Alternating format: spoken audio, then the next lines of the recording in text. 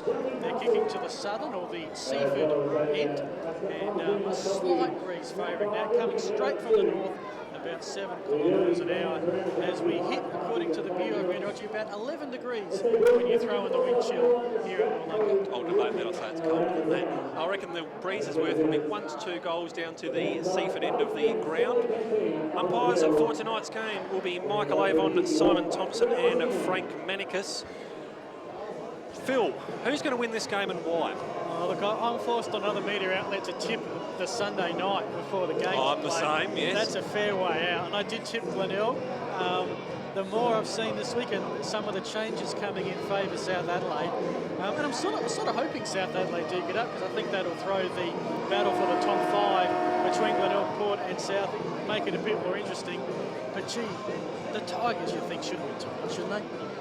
You would say so in terms of class, but as far as my tip's concerned, I'm going to tip South Adelaide here. I like the way that they take on the opposition. I like their chutzpah when they're running through the middle. They're prepared to take on the opposition. They make a few mistakes. We're going to see that with the kids. They're going to make a few turnovers. We see that with the younger players. But I think their pace is really going to worry Glenelg in a lot of cases, and Cranston is a massive out for them. I reckon South Adelaide will bring about the upset tonight. So was it their chutzpah? Their chutzpah. Chutzpah, it's a Jewish term. Okay, translation? They're at audacity. Audacity? No, when I didn't say chutzpah, I didn't mean they were going to be sitting in the middle of the ground warming their tootsies or anything like that. I could use one of those tonight, some boiling hot water, that'd keep us nice and warm. Well, we're not far away from the action here tonight. This is RP8 Saturday Night Footy, live from Hickenbotham Oval, Noarlunga. South Adelaide, if you didn't hear us earlier, they're in their white attire tonight, the alternate Guernsey. You know what South Adelaide usually looks like? Just reverse it. The blue monogram, the white Guernsey with the blue stripe down the side. The Tigers in their traditional black Guernsey with the gold sash. And of course, Chris, that means the umpires tonight, they can't wear white or else they'd be mistaken for some Panthers. Indeed, they're in the green. Absolutely, on that side of things. Chris Kendall and Phil Hurd joining you in commentary. Joining us in the host role tonight is John Nankerville. Good evening, John. G'day guys, great to be here, but the quick race up there from Woodville, as I know the two of you did too, but a big game, this one for sure for both sides. I heard you saying driving up, Chris, a danger game for the Bays. I agree with that completely. South, a big chance tonight, but I just think the Bays just. The umpire, Manicus, is about to hold the ball aloft to start this very important encounter for both teams. This is a chance for Glenelg to show they can turn things around, and a chance for South Adelaide to really make a statement on home turf.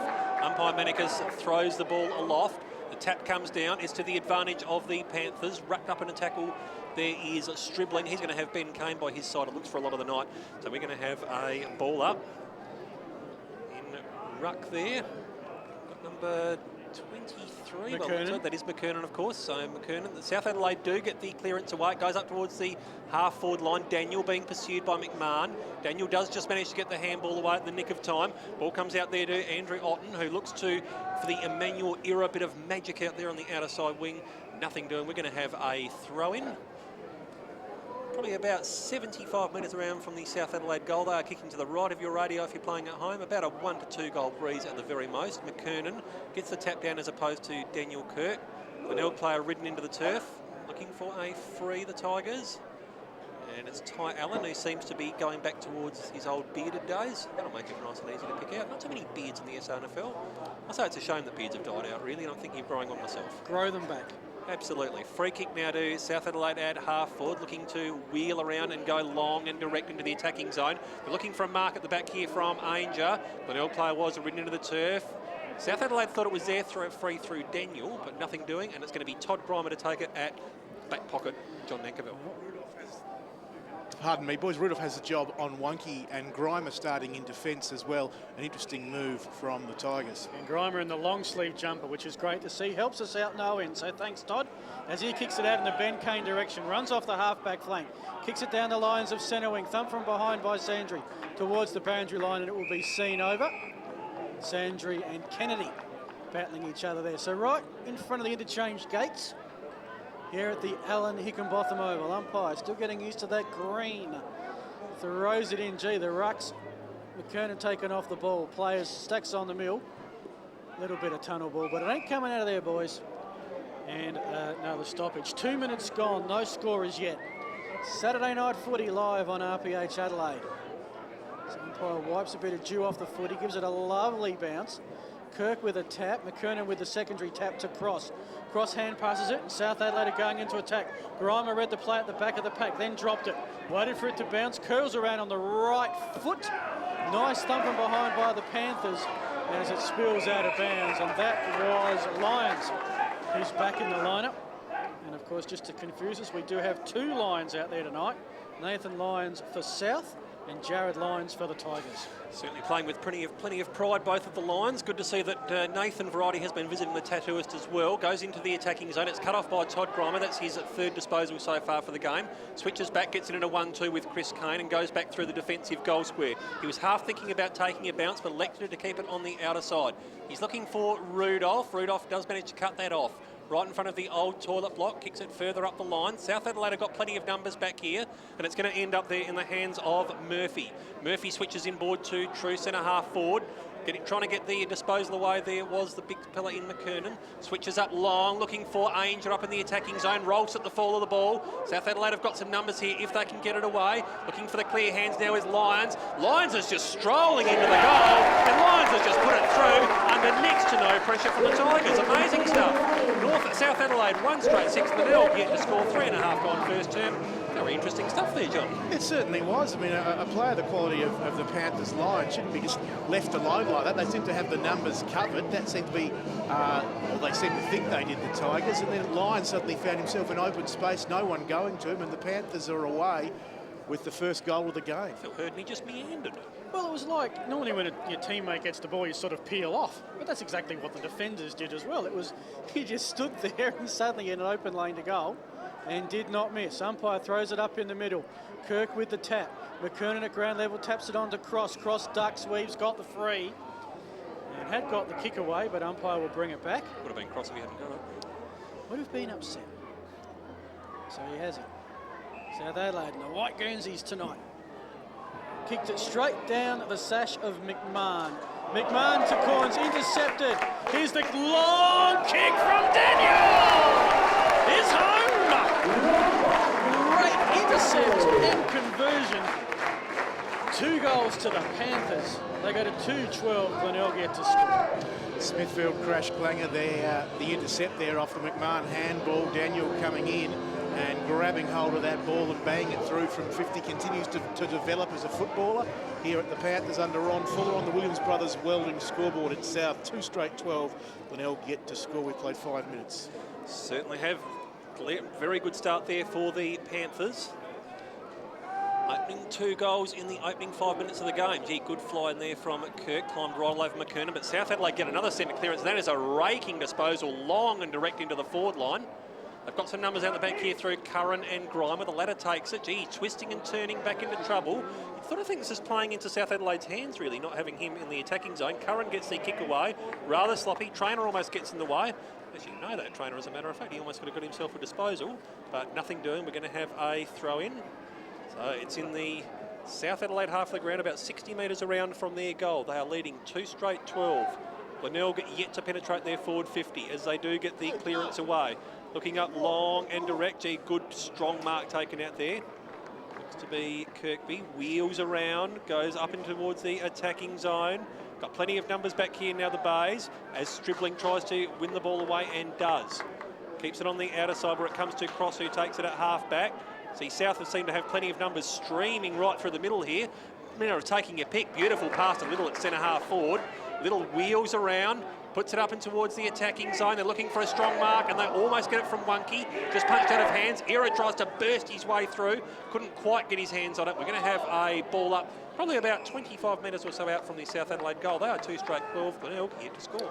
All over at Amy Stadium, and Williamstown are on to the semi-final, defeating West Adelaide 77-96, 19-point win to the Seagulls. So it'll be one SA team in the Foxtel Cup final. From the tap down, comes to Allen, to Rudolph by the boundary, who sights Salopek. Now Salopek is wearing 20, Hitchcock 24. It was Hitchcock in 20 the other week. They've got 2 AFL players that need to switch it on. So it comes a hand pass from Panozzo to Curran, down towards the Corns direction at centre wing. Intercepting nicely the Panthers. That was Talia. It will come back across the middle now. South Adelaide, taking a bounce in the wet weather. Did it pretty well. Kick into space for Sandry, who's marked it. He's in the centre square. Kirk, umpire must have called play on because he came well ahead of the mark. South still got possession. This is Thulis from the T-Saucer. A long kick marks out a man. And that's Lyons.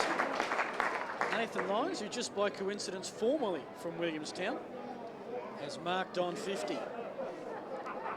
1 goal, 1 coming into tonight. He's already kicked one of the Panthers' 2 goals. And based on the kick we've seen so far, a little bit of breeze at his back. You'd like his chances from that distance. Long run up. Comes in and then totally skews it. Man in front of the pack takes the mark. That's Ruwell. Tigers ball. And he gets it off by hand to McMahon, working his way through heavy traffic now. Glenelg getting it through Curran now, going off the defensive side of the centre square. He was out there looking for Kirk and found him. Kirk looks to deliver long and deep and towards the attacking zone. Good mark, almost taken out there, but as a matter of fact, it is by Panozzo. It's going to be 25. As a matter of fact, that is Armfield. So Darcy Armfield, one of the most promising youngsters in the SANFL. Really like the look of this kid. He's been given the 25 and he's brought to probably within goal scoring range just about young Darcy Armfield. He has kicked 3, so we know he knows where the big sticks are. I guess it's always handy if you know where the big sticks are if you're a footballer, isn't it, boys? Armfield kicks on its way. Goal umpire does not move hardly at all. That is straight through the centre, so Glenelg are on the scoreboard. They are 1 straight 6. South Adelaide are 2 straight 12. 9 minutes gone first term.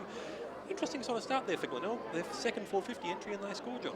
Yeah, look, South Adelaide have been pretty dominant in the first 10 minutes of this quarter. We've seen them go forward a number of times. Lions kick, not a great one. The Bay's working it coast to coast. And Armfield, as you said, a real talent, taking a great mark. And he's got no problem kicking for goal from whatever distance he finds himself at, be it inside the 50 arc or outside. He's a very strong, accurate kick for goal, and he opens the Tigers' account. Inside 50, 7-2.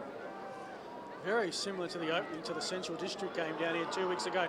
From the centre clearance, Panozzo ran onto it, got it onto Kennedy. He'll run the 50, will it curve around? Corns in the goal square, no one can grab it, it will roll through. No, it won't for a behind. Kick along the boundary line by the Panthers. In the end, they've got some numbers and will bring it out to Horn. Snook from the back with a thump. But again, South with the numbers, that was Otten. Gee, hand pass could have been a little bit better. Comes out to Horn now, onto Little. Now they're running through the middle, although they probably did one too many. Cook now picks it up. Here, open space, had to wait for it. Ruwalt lays a very good tackle. Mules picks it up. Ruwalt now tackled. It's hot in the T-Saucer in the middle of the Hickenbotham Oval. Umpires picked out a free, Chris Kendall, and will go the way of the hometown Panthers. So South Adelaide looking to wheel deep into attack. They've got a couple going for it. One of those at the back is McLeod, but good work dropping into the space is Chris Kane, who's really coming on in leaps and bounds this season. Had 20-plus disposals last week. Switches it out on towards the outer side where Snook just needed to wait for it to sit and does. Keeps it on the outer side of the ground. He's looking for a mark down there from a teammate in the form of Armfield, moving further up the turf, goes back to Snook. Snook seems to have a little bit of time, a little bit of space, needs to hit a target with his next disposal though, because South Adelaide have got numbers back here at the contest. Glenelg, it's a 3-on-1. Kirkby just tries to burrow his way through the pack. Pickett was popped beautifully there by the Panthers. Now it comes out where it's taken by Daniel, looking to wheel around. Goes up towards true centre half forward. They're looking for a mark at the back here from McLeod, who gets the punch down. Glenelg have got numbers here at the stoppage. Oh, it's cut off almost there by South Adelaide. Getting the handball out there was Stribling. Now it comes back inboard. Kicks on its way in towards the forward 50 and Michael Wunke on the lead. Wunke opposed to Grimer. Wunke seen a man all by himself in the goal square. Oh, dearie me, that was mucked up. Gee, it was going straight to Ainger and just slipped through his fingers. Minor score there for the Panthers, 2-1-13. South, Glenelg 1 straight 6. Why wouldn't he have his shot? Well, he did have an open man in the goal square, just was about 5 seconds too late with the delivery. Chance for the defence to get back. Chance for Glenelg on the rebound. It was with Snook, a long hand pass to Ben Kane, who kicks it down the lines and finds himself a teammate. Wheels around, heads towards the forward 50 arc, stepping in nicely. Otten, he'll grab it, hand pass it. Gee, you don't want hand passes on forward 50 like that. Little with the kick, heads into some open space. Going to get picked up by Cook here. Ruwo, another good tackle, but Cook able to get the hand pass away. It ended up with Otten. Otten back into the middle. South moving it quickly to Wonky, who picked it up on the beautiful half volley at his ankles. Ricochets back to him on the hand pass. He's sandwiched between a couple of Tigers and umpire's ball, and Todd Grimer's going to give away a free kick if he's not careful here. Remonstrating with the umpire. The umpire says, just give me the ball, let me get on with it. 45 out. Aerial ping pong as Ben Kane brought down by Cook. And another stoppage. We have gone 12 and a half minutes. South at 2-1-13. Glenelg 1 straight 6. Inside 50s, 8-3 the Panthers. That's where it is now, about 40 out. His dribbling just seems to want to grab the ball and charge ahead. I can't get this out of here, Chris. Let's see what you can manage. Try and see if we can extricate it from a stoppage, and if we have no luck, we'll throw over to Johnny Nankerville, who no doubt will have a much more influential voice than the pair of us. Across to him in a minute, get a couple of the matchups. It must have been, I'm very curious that Todd Grimer is in defence. That just really seems to hand an advantage, I would have thought, for South Adelaide. Tap gets down. Panthers, we're going to have another stoppage by the look of it. Era's in there. Just on that, Chris, last time they played, and Glenelg had about a 76-point win last season. Grimer kicked 7 goals, his highest of the year. They must be seeing if they can change things around a little bit, mix it all up. Another stoppage. Gee, poor old umpire Manicus, he's certainly had plenty of opportunities to practice his throw-up so far. He's been in most of the play so far. Best umpire on ground to this point, I would say. Nankerville warming up. Trying to burst his way through now is the player in Salopek. He's wrapped up in a tackle. Another ball up. It is about 49 metres out from the South Adelaide goal, so at the rate we're going, it's going to get to the Glenelg goal by next week. Another throw up. Kirk was taken a bit high. Little tries to force his way through in the stoppage. Now it comes up into the attacking zone. It sits down there with McLeod, who gets the handball around, straight into the hands of Murphy, who's wrapped up in a tackle. Gee, Glenelg, they're mucking around a little bit with it. Now they're getting a bit of clearance through McMahon. The crowd goes up as one as we finally clear it. Now it's through Ben Kane on the grandstand side wing. South have got some numbers down here if they can get the clearance away. Nothing doing. It goes over the boundary line. We're going to have a throw-in right in front of the South Adelaide coach's box, John Nankerville. Just a change there as we see McKernan coming on for the Panthers, Cook going off, so both sides ringing the changes at the moment. Kirk also coming off for the Bays. It was McKernan who tapped it straight down to Salopek. McKernan recovered, hits it in the path of Daniel, though Cross is trying to run onto it. He got it, looked like he was legged by Ruwalt, but play on. Ends up with McMahon, defensive edge of the centre square, needs a runner. He's got it, and the captain from Kalangadoo in Mules, who gets it on to Ben Kane. The runner is Hitchcock. Kicks it inside forward 50 to the top of the square. Nice initial thump to himself and mark by Taylor, who's come into the lineup. Little runs hard, marks in front of the hill, which is full of slouts this evening. Little in the back pocket, a bit indecisive. Thulis running hard. Well, he made the yards, couldn't take the catch. Ruwalt, who's been a good mop-up man tonight, gets it to Allen, to Corns. They're running the handball sideways here to McGinty, looking for an open Tiger. They've almost took it back to the centre. With Ben Kane now, with no one around him. Kane runs to 52, the Daney kick, and running very hard was Taylor. Again, Chris did the hard work, forgot about the football. Panthers have got it through Murphy, and they should finally clear. As soon as you say that, though, it's a mark. And Ben Kane inside 50. Doesn't seem to want to go for the long kick. He's handed out, and Hitchcock has marked. So Cameron Hitchcock, who's playing the yo-yo man at the moment, played for Glenelg against Sturt 2 games ago. Played for the Power last week. Back in black and gold tonight. Going around the world. Being a yo-yo man. Should I say yellow and black, I guess, if you look at the song. His kick, 45 metres out. He's going to line it up to the northern goals, and in the end it's marked in the square. Panthers footy.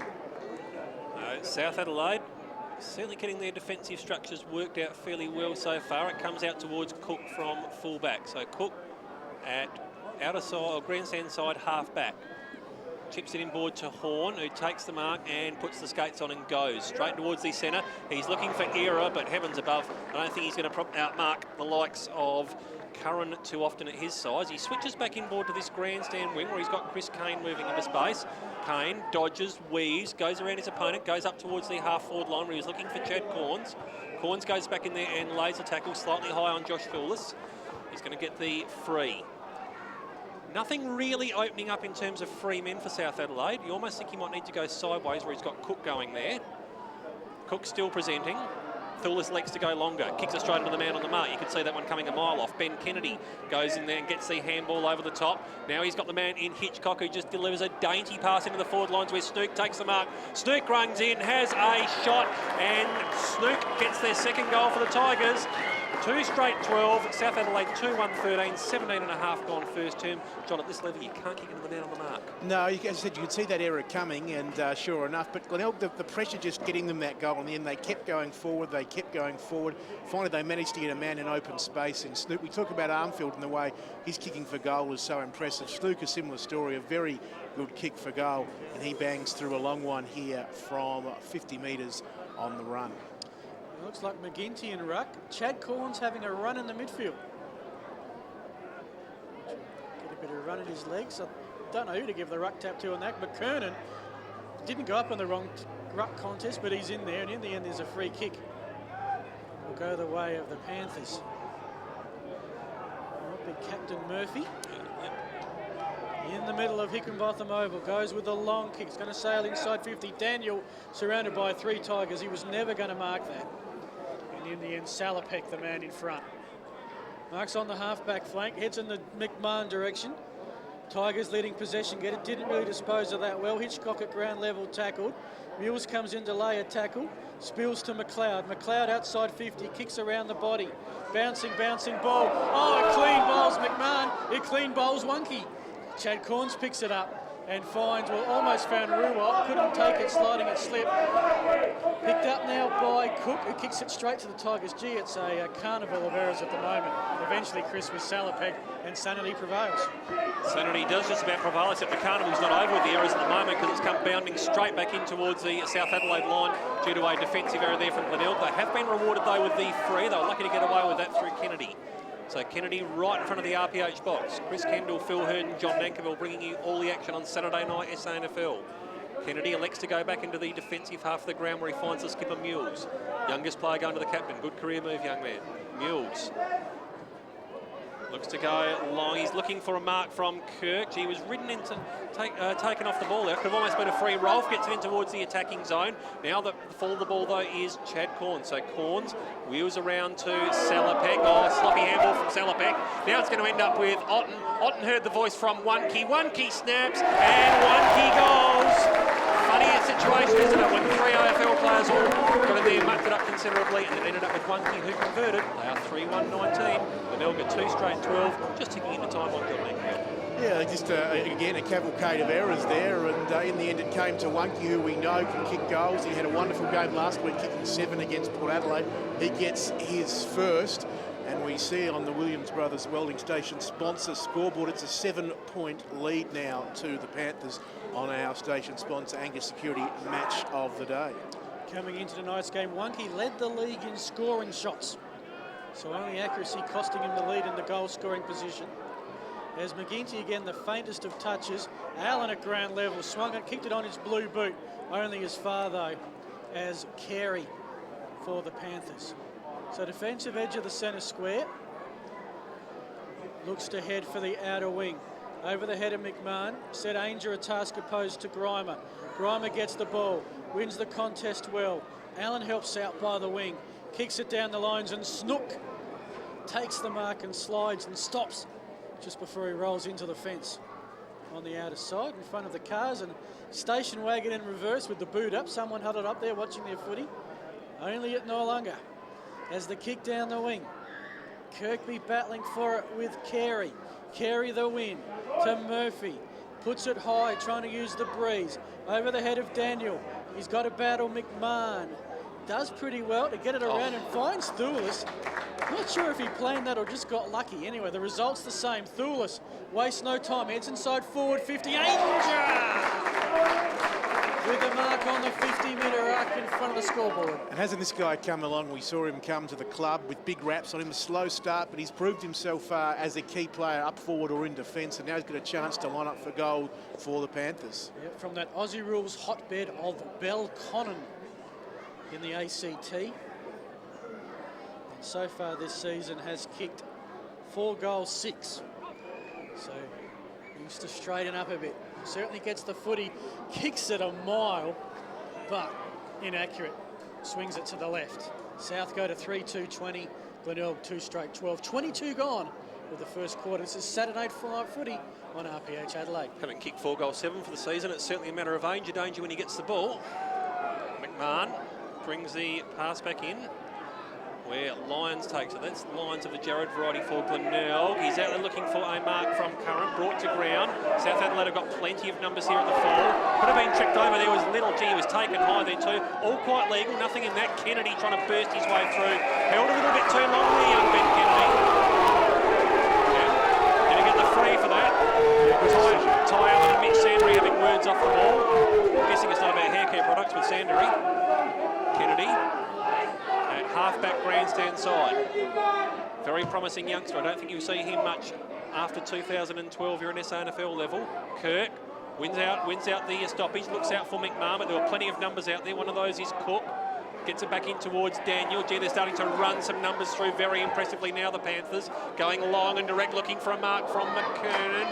Just slipped through his fingers and is going to beat them all over the boundary line. We're going to have a throw-in right around from the South Adelaide goal. They lead 3-2-20. Glenelg 2 straight 12, 23 and a half gone first term. You're with Phil Hurd. So the throw-in will lob about 20 metres out from the Panthers' goal. They've had most of the footy, but just an 8-point lead. It's hard at ground level. Gee, a kick out of nowhere towards the goal square. It's going to bounce through. And I reckon it might have been Cross who kicked it. I'm going to put it down as Cross and we'll get some verification from champion data, but it was John Langeville, a kick out of nowhere from the pack. Open goal square, Panthers their 4th goal. And they deserved it too. I mean, it came in a strange sort of a manner, but given the dominance they've had, they deserved that goal. And we saw Ainger miss a bit earlier on, and you sort of thought, oh, here we go. But they get one back there through Cross. And on the station sponsor, Williams Brothers Welding School, but they now lead by 14 points deep into time on. Staying corrected, boys. Nathan Daniel kicked that one, 10 instead of 19. 2nd goal of the night. Nick Murphy gets the clearance away for the Panthers, goes up towards true centre half forward.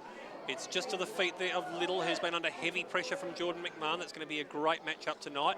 South Adelaide try to force the ball forward, and they do so. Oh, beautiful work in here now from the Panthers. Having a flying shot at the goals there for South Adelaide is McLeod. And suddenly, in the blink of an eye, the margin's out to 20 points. 5-2-32, Glenelg 2 straight 12. 24 gone, first term. They're really running in numbers, John. They are. It was the bodywork of Ainger there too at the arc of 50. Just strong body, took it on the bounce, was able to get around his opponent, get the handball off to Lyons, who found McLeod with another handball, and all of a sudden, as you say, the Panthers running away. But again, that strong body from Ainger so important in that contest. Where are the fireworks after the goals, Phil? I don't know, mate. I know with the wet weather, I've been here twice and I haven't seen one yet. We had a nature's fireworks 2 weeks ago with thunder and lightning. Maybe the wet weather meant it got cancelled. Maybe my car's parked where the fireworks guy's supposed to go and he can't get in. I don't know. But Ben Kane has cleared it to Kirkby. Kirkby, the kick to no one in particular at the top of the hot spot. It's the kick off the ground by Alex Grimer, and he's soccerooed it for a goal. In commemoration of the Socceroos New Zealand game tomorrow, Grimer's come to the party and Glenelg have kicked their 3rd straight, and John Langeville probably just as well. Glenelg are kicking goals when they're inside forward 50 because they're not getting it down there very much. No, they're not. Only a handful of entries this term, but something in a nothing there from Grimer. Luck's going the Bays' way. We're talking about luck there before with the Daniel goal for South Adelaide. And the Bays just throwing the ball at the boot there, Alex Grimer, and getting 6 points. Ball's back in the centre of Noarlunga Oval. Just on the edge of half-time. I reckon there's probably another couple of minutes left in this quarter. Umpire Menikis throws it up again. Brooksby opposed to Kirk, and Brooksby roves his own header. That's not a bad effort. His handball was a little bit hot for Kerry, but he was good enough to recover. Switches it back in board. Good long lead from Ainger, opposed to Grimer. So, Ainger, this is certainly not beyond his big hoof. Don't you worry about that. Averaged 3.3 goals a game for Belconnen when he was playing over there in the ACT, so he knows where the goals are in the ACT at least, having kicked 4-7 this season. He's struggling to find them in South Australia. Andrew Ainger. Kicking with what breeze there is. It's probably about a goal going towards the southern or right-hand side of your radio. Oh. Kicks it straight into the mark, man on the mark again. So Glenelg should run this out of defence. Kennedy just overran it very slightly. Good work in there from Ainger to try and create the stoppage. Glenelg player wrapped up in a tackle. They're calling for holding the ball. I don't think the most optimistic fan's going to get that one, Phil Hurd. Not at all, just some AFL scores. If you missed them this afternoon, the Cats over the Bulldogs by 61. West Coast held off the Gold Coast Suns by 18 points. And it was all tied up, Collingwood and St Kilda 7 each. Lions and Sydney to start later, but the siren's gone. 27 minutes and 10 seconds the first quarter. It was all the Panthers with the breeze. They're 5-2-32, Glenelg 3 straight 18. The goal kickers in the match so far for South Adelaide, 2 to Nathan Daniel, singles to Lyons, Wunke and McLeod. And for the Tigers, it's all singles, Alex Grimer, Snook and Darcy Armfield. 5 goals to 32, South Adelaide, 3. Like the delivery to Armfield early on in that quarter, and Snook's go on the run from 50 was just a battle for persistence. But again, the Bays just keeping themselves in the contest, but it's that inconsistent form we see from them. They need to really, I guess from here, just switch it on a bit as they haven't been able to do this season on a regular basis. And we're just going to see how they do whether they can get that consistent play going. Certainly going to be a big challenge for them in this quarter to try and hold that together. Just looking at the champion data stats for 1 minute there, Phil. One thing that did throw me a little bit, tonight we've got Glenelg playing sad. It's now, why is that sad? a premonition, you reckon? Yeah, I'm just thinking. It's like it wouldn't be SAP for South Adelaide Panthers, but all of a sudden it's sad. I thought the champion data guys were supposed to be in the objective facts business, not previewing or predicting matches. But I think it's got some of them I see in the champion data come up with are South Adelaide districts. Okay. Or something. So. Anyway, well, we do appreciate the statistics. Absolutely. It makes it sound like we know what we're talking about. As I said, it's SAD or SAP because they can either go South Adelaide Panthers, SAP, or SAD, so there's not a lot of choice. Maybe that just good old-fashioned SA, but then some people might be confused and think we brought back State of Origin. Yes, so. Glenelg are in State of Origin now. Well, the stage is now set for this second term. It is South Adelaide 5-2-32, Glenelg 3 straight 18. I'll tell you what, if this mist keeps coming over the ground at Phil Herden, this is going to get very interesting late in the game to try and see through it. Yeah, you're not wrong, Chris. We might have to send someone out to the outer side to call it like Oakbankers. McGinty with the tap down to Allen. Couldn't weave through enough traffic. McKernan got on his knees at ground level. Hand pass to Sandry. Kicked it straight, I think, to a Glenelg opponent. Looking in the Carey direction at centre half back. He got the spoil. Alex Grimer with the pickup and the handball out. Kennedy, he's lurking at centre half forward, gets it to Allen. Tigers trying to find some space. Looking at Ruwald, who goes with a high kick. Out of bounds on the full. And just one note about Noarlunga, John. You got the goal posts in white, the behind posts in red. Those 4 posts holding up the netting behind are as tall as the goal posts. They are indeed. It's an interesting one to see. Just wanted to pick up Kennedy's skills there at ground level in the misty, wet conditions. Took it beautifully, got the handball off to Allen. Very nice stuff given the conditions. Lachlan Carey receives it from Cook in the back pocket and goes further afield to Lyons on the outer side wing, the car park side of the ground. Lyons looks to send it up towards the true half-forward line, just slips through the fingers of Ainger. Good cut-off in there for South Adelaide. Todd Grimer's appealing for deliberate out of bounds. It's going to be a free, as a matter of fact, for just that. So there is a career in umpiring waiting for the senior Grimer. Glenelg to relieve from the back pocket. I tell you what, this mist is quite eerie, boys. It really is. It's quite apt that there's a Hitchcock out there tonight, and the ball is just dribbled over the boundary line after being tapped away from Armfield. We're going to have a throw-in on the outer side of the ground. Phil, try and pick the ball through it. Yeah, look, it's not mist, it's light rain. It's not heavy rain, but it's thick, if that makes sense. Thick light rain. Thick light rain, exactly. Well, we saw at quarter time, people out there not really even noticing it. Just from the tap down, the players fall all over the footy. We've got another stoppage, and we might see a bit of this. It's going to make South Adelaide, the oval here at Noarlunga is beautiful in terms of the condition of the grass. But when it gets wet, it is a little bit like an ice skating rink. Keeping your feet is going to be the challenge. As it comes to Kennedy, McMahon wheels around the left, kicks high, would bring rain, but it's already here. Down from the tap. Oh, look, players are just falling over the footy at the moment. Talia went down and got it. He's instantly set upon. This is like watching the under-8s at the moment, just 20 players around the footy. Lyons and Kennedy battling it. Spills out the Sandry. No one can get a clear possession in the end. Umpire says, well, you've had a crack. You haven't done anything. I'm going to try and sort it out. Just as I speak, I think the rain is thinning out but getting a little heavier. Okay, so now it's thin, heavy rain as opposed to thick, light rain. The ball is on the outer side of the car park. South Adelaide do get the clearance for, but it's cut off well in defence there by the Tigers. They're looking to go and get the rebound. Mark almost taken out there by Kirkby. Now the ball goes through a series of hands and ends up there looking out there for Hitchcock. Corns was out there also right in front of the scoreboard. It dribbles over the boundary line. Going to be a free kick now for South Adelaide, right under the scoreboard, which shows South leading by 14 points. Punched away from Talia. Lyons cuts it off. Goes back towards Cross, who was thrown unceremoniously off the ball. He punches the ball back in the rebound from the Glenelg player over the boundary line. We're going to have a throw-in as the rain dissipates altogether. Back to a 14-point margin, 5-2-32. Glenelg, 3 straight 18. Well, it's been on that centre wing. Finally a kick out of the pack over the head of Horn. It's towards the boundary line. Picked up and kicked very quickly by the Panthers up the car park and up the hill. So Glenelg through Grimer will take the free. He wants to hurry it on. Todd Grimer in the long sleeve jumper, almost tackled, but got the kick away in time. Talia the thump from back to Murphy. Murphy gets the hand pass on to Thulis, and it's out. No, kept in board by McLeod. Almost out of bounds. It is now. Throwing. True centre wing here at the Alan Hickenbotham Oval. 4 minutes gone. The Panthers by 14 points. No change to the quarter time score. Ball's about to come spinning back into play. McKernan opposed to McGinty. McGinty uses his strength and gets a decisive tap down. It's only as far as Cook for the Panthers, however. Falling over him was Allen. Murphy's in there trying to create the stoppage for the Panthers and does so. It's going to be a ball up. Just on true centre wing, outer side of the ground. Umpires in green tonight. Any accusations of Muppet and that sort of things may be well founded. Daniel tries to get it away. Gets it by hand to Thulis, who's tackled well by Allen. Didn't quite finish the tackle, so South do have the opportunity to clear it away at the stoppage. Written into the turf there was the South Adelaide 14 Ainger.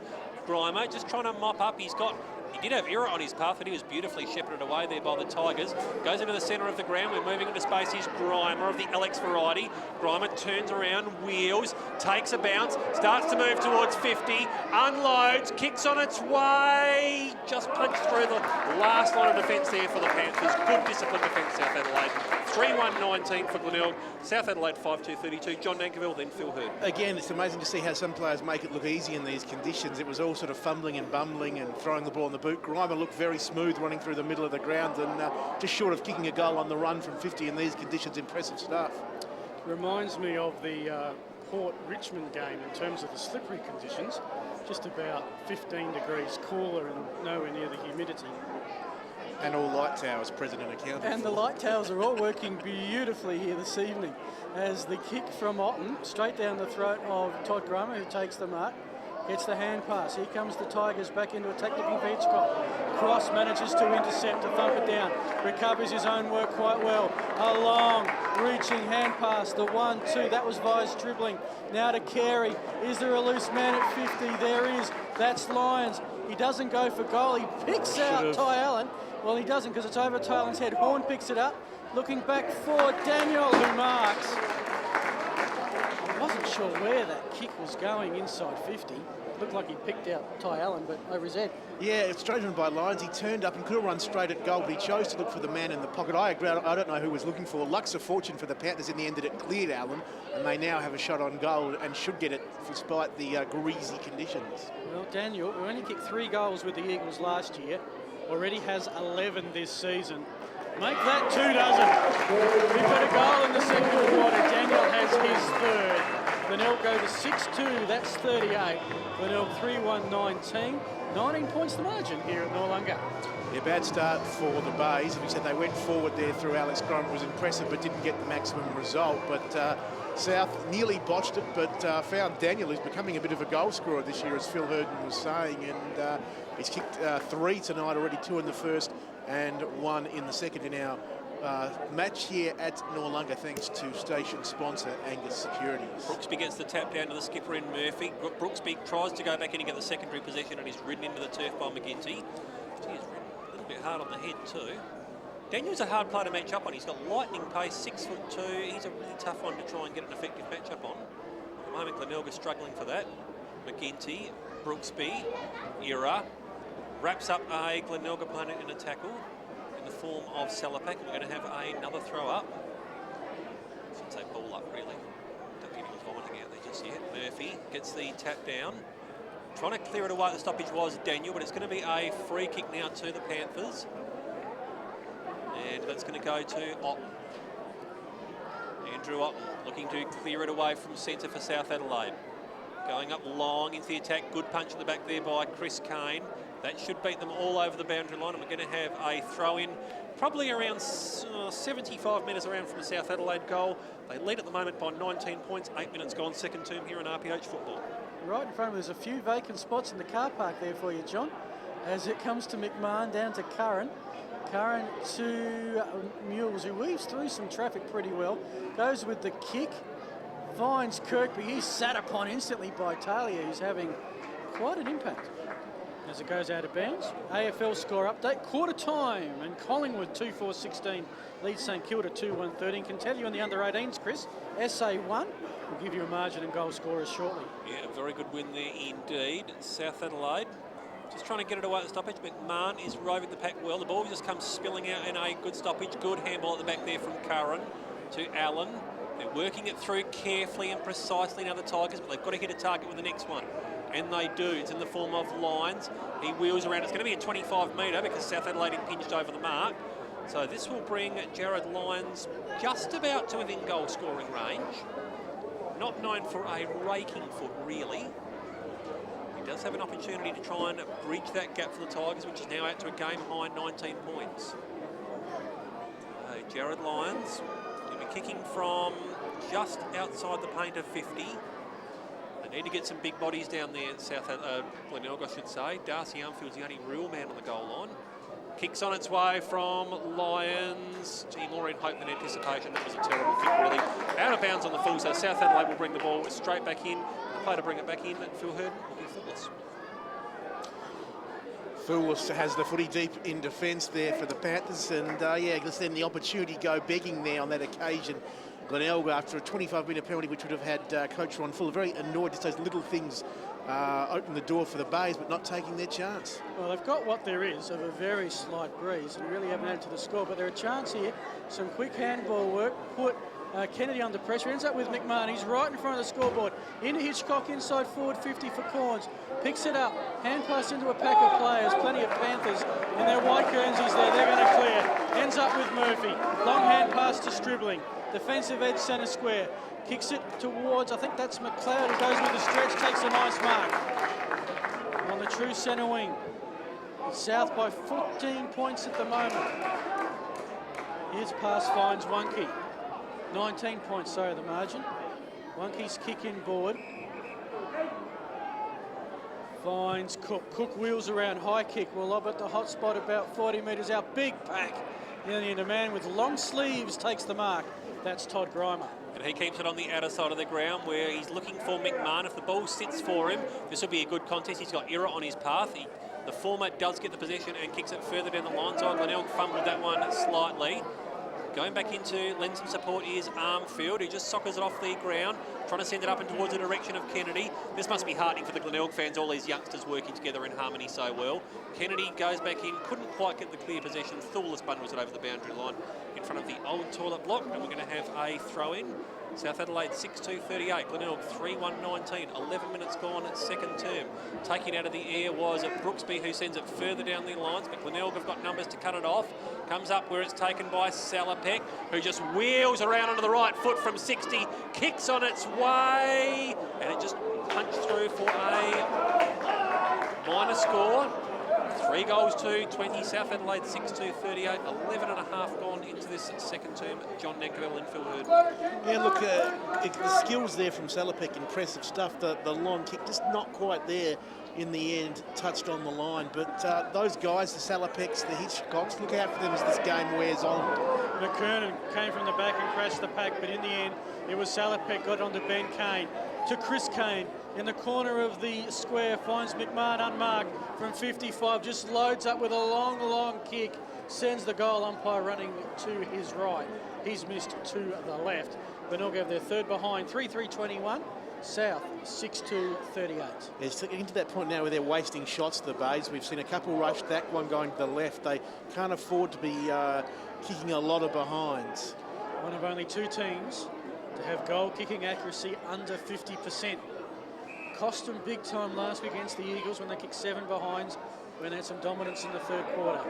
Meanwhile, South are working it slowly but surely out of defence. It's with Carey on the 50-metre arc in front of the Jimmy Dean grandstand. Of course, a sad passing of Jimmy Nan earlier this year. Finds Talia. Gee, he's figured out the offside. I'll tell you what, he's come back from injury into the South lineup today, and he's been right into it. Not much in the way of possessions, but he's broken packs, he's sport balls, he's made tackles. Grimer flew, couldn't take it. Who's fast at the back of the pack? It's Lyons and Kane in a foot race.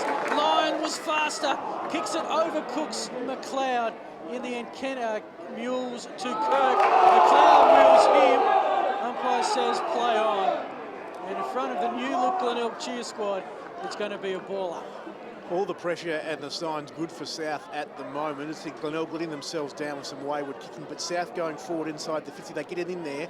They don't want to give it up.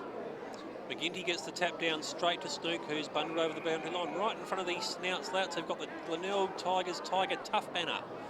Good to see that sort of stuff back alive and well, I must admit. We don't see enough. Terrific, tenacious, tough Tigers. Well, we don't see that in SANFL often enough. Really, I'd like to see a big forecast back of that. Rolf just roves it off the pack and sends it out on the full, so to bring it back in will be Snook. Still in front of the snouts area. He knows how to win the fans over. Just getting the ball out there. Snook, he's indicating he's going to go long, and he does. Keeps it out towards this grandstand side of the ground. Roving it beautifully there was McKernan. He heard the voice from a teammate and honoured that beautifully. That's Lyons, and he'll be lining up probably from about 35 metres out on a slight angle. Clever work there from the AFL player, John. It was good work, and Lyons bobs up again. He's been an important player for them. He was in the seconds not too long ago, but when he plays well, he tends to have a big impact on the team. And you mentioned the work of the AFL players there involved. 25. Again, those guys will be important to watch as the game wears on. Lyons getting a 25, as Phil Hurden told you. So you expect more from a goal like Southern. And boy, just giving the AFL boys a rap, and they give away a silly verbal 25 like that as Lyons, well, he's now about 25 out, slight angle.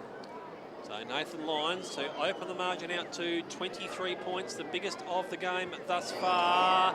Kicks on its way, and that is not a good shot at all. You've got to nail those when you get the opportunities.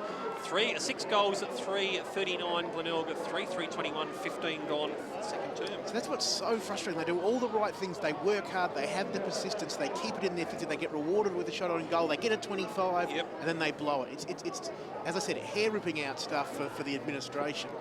Meanwhile, Todd Grimer at defensive 50 has taken the mark. Got the runner in Chris Kane, who's going to bring it down the centre wing.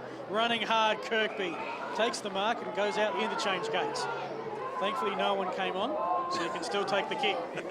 See what happens if you take the mark and take the footy with you when you go out? What happens? Kick goes out, looking in the direction of, well, it falls to the lap of Hitchcock.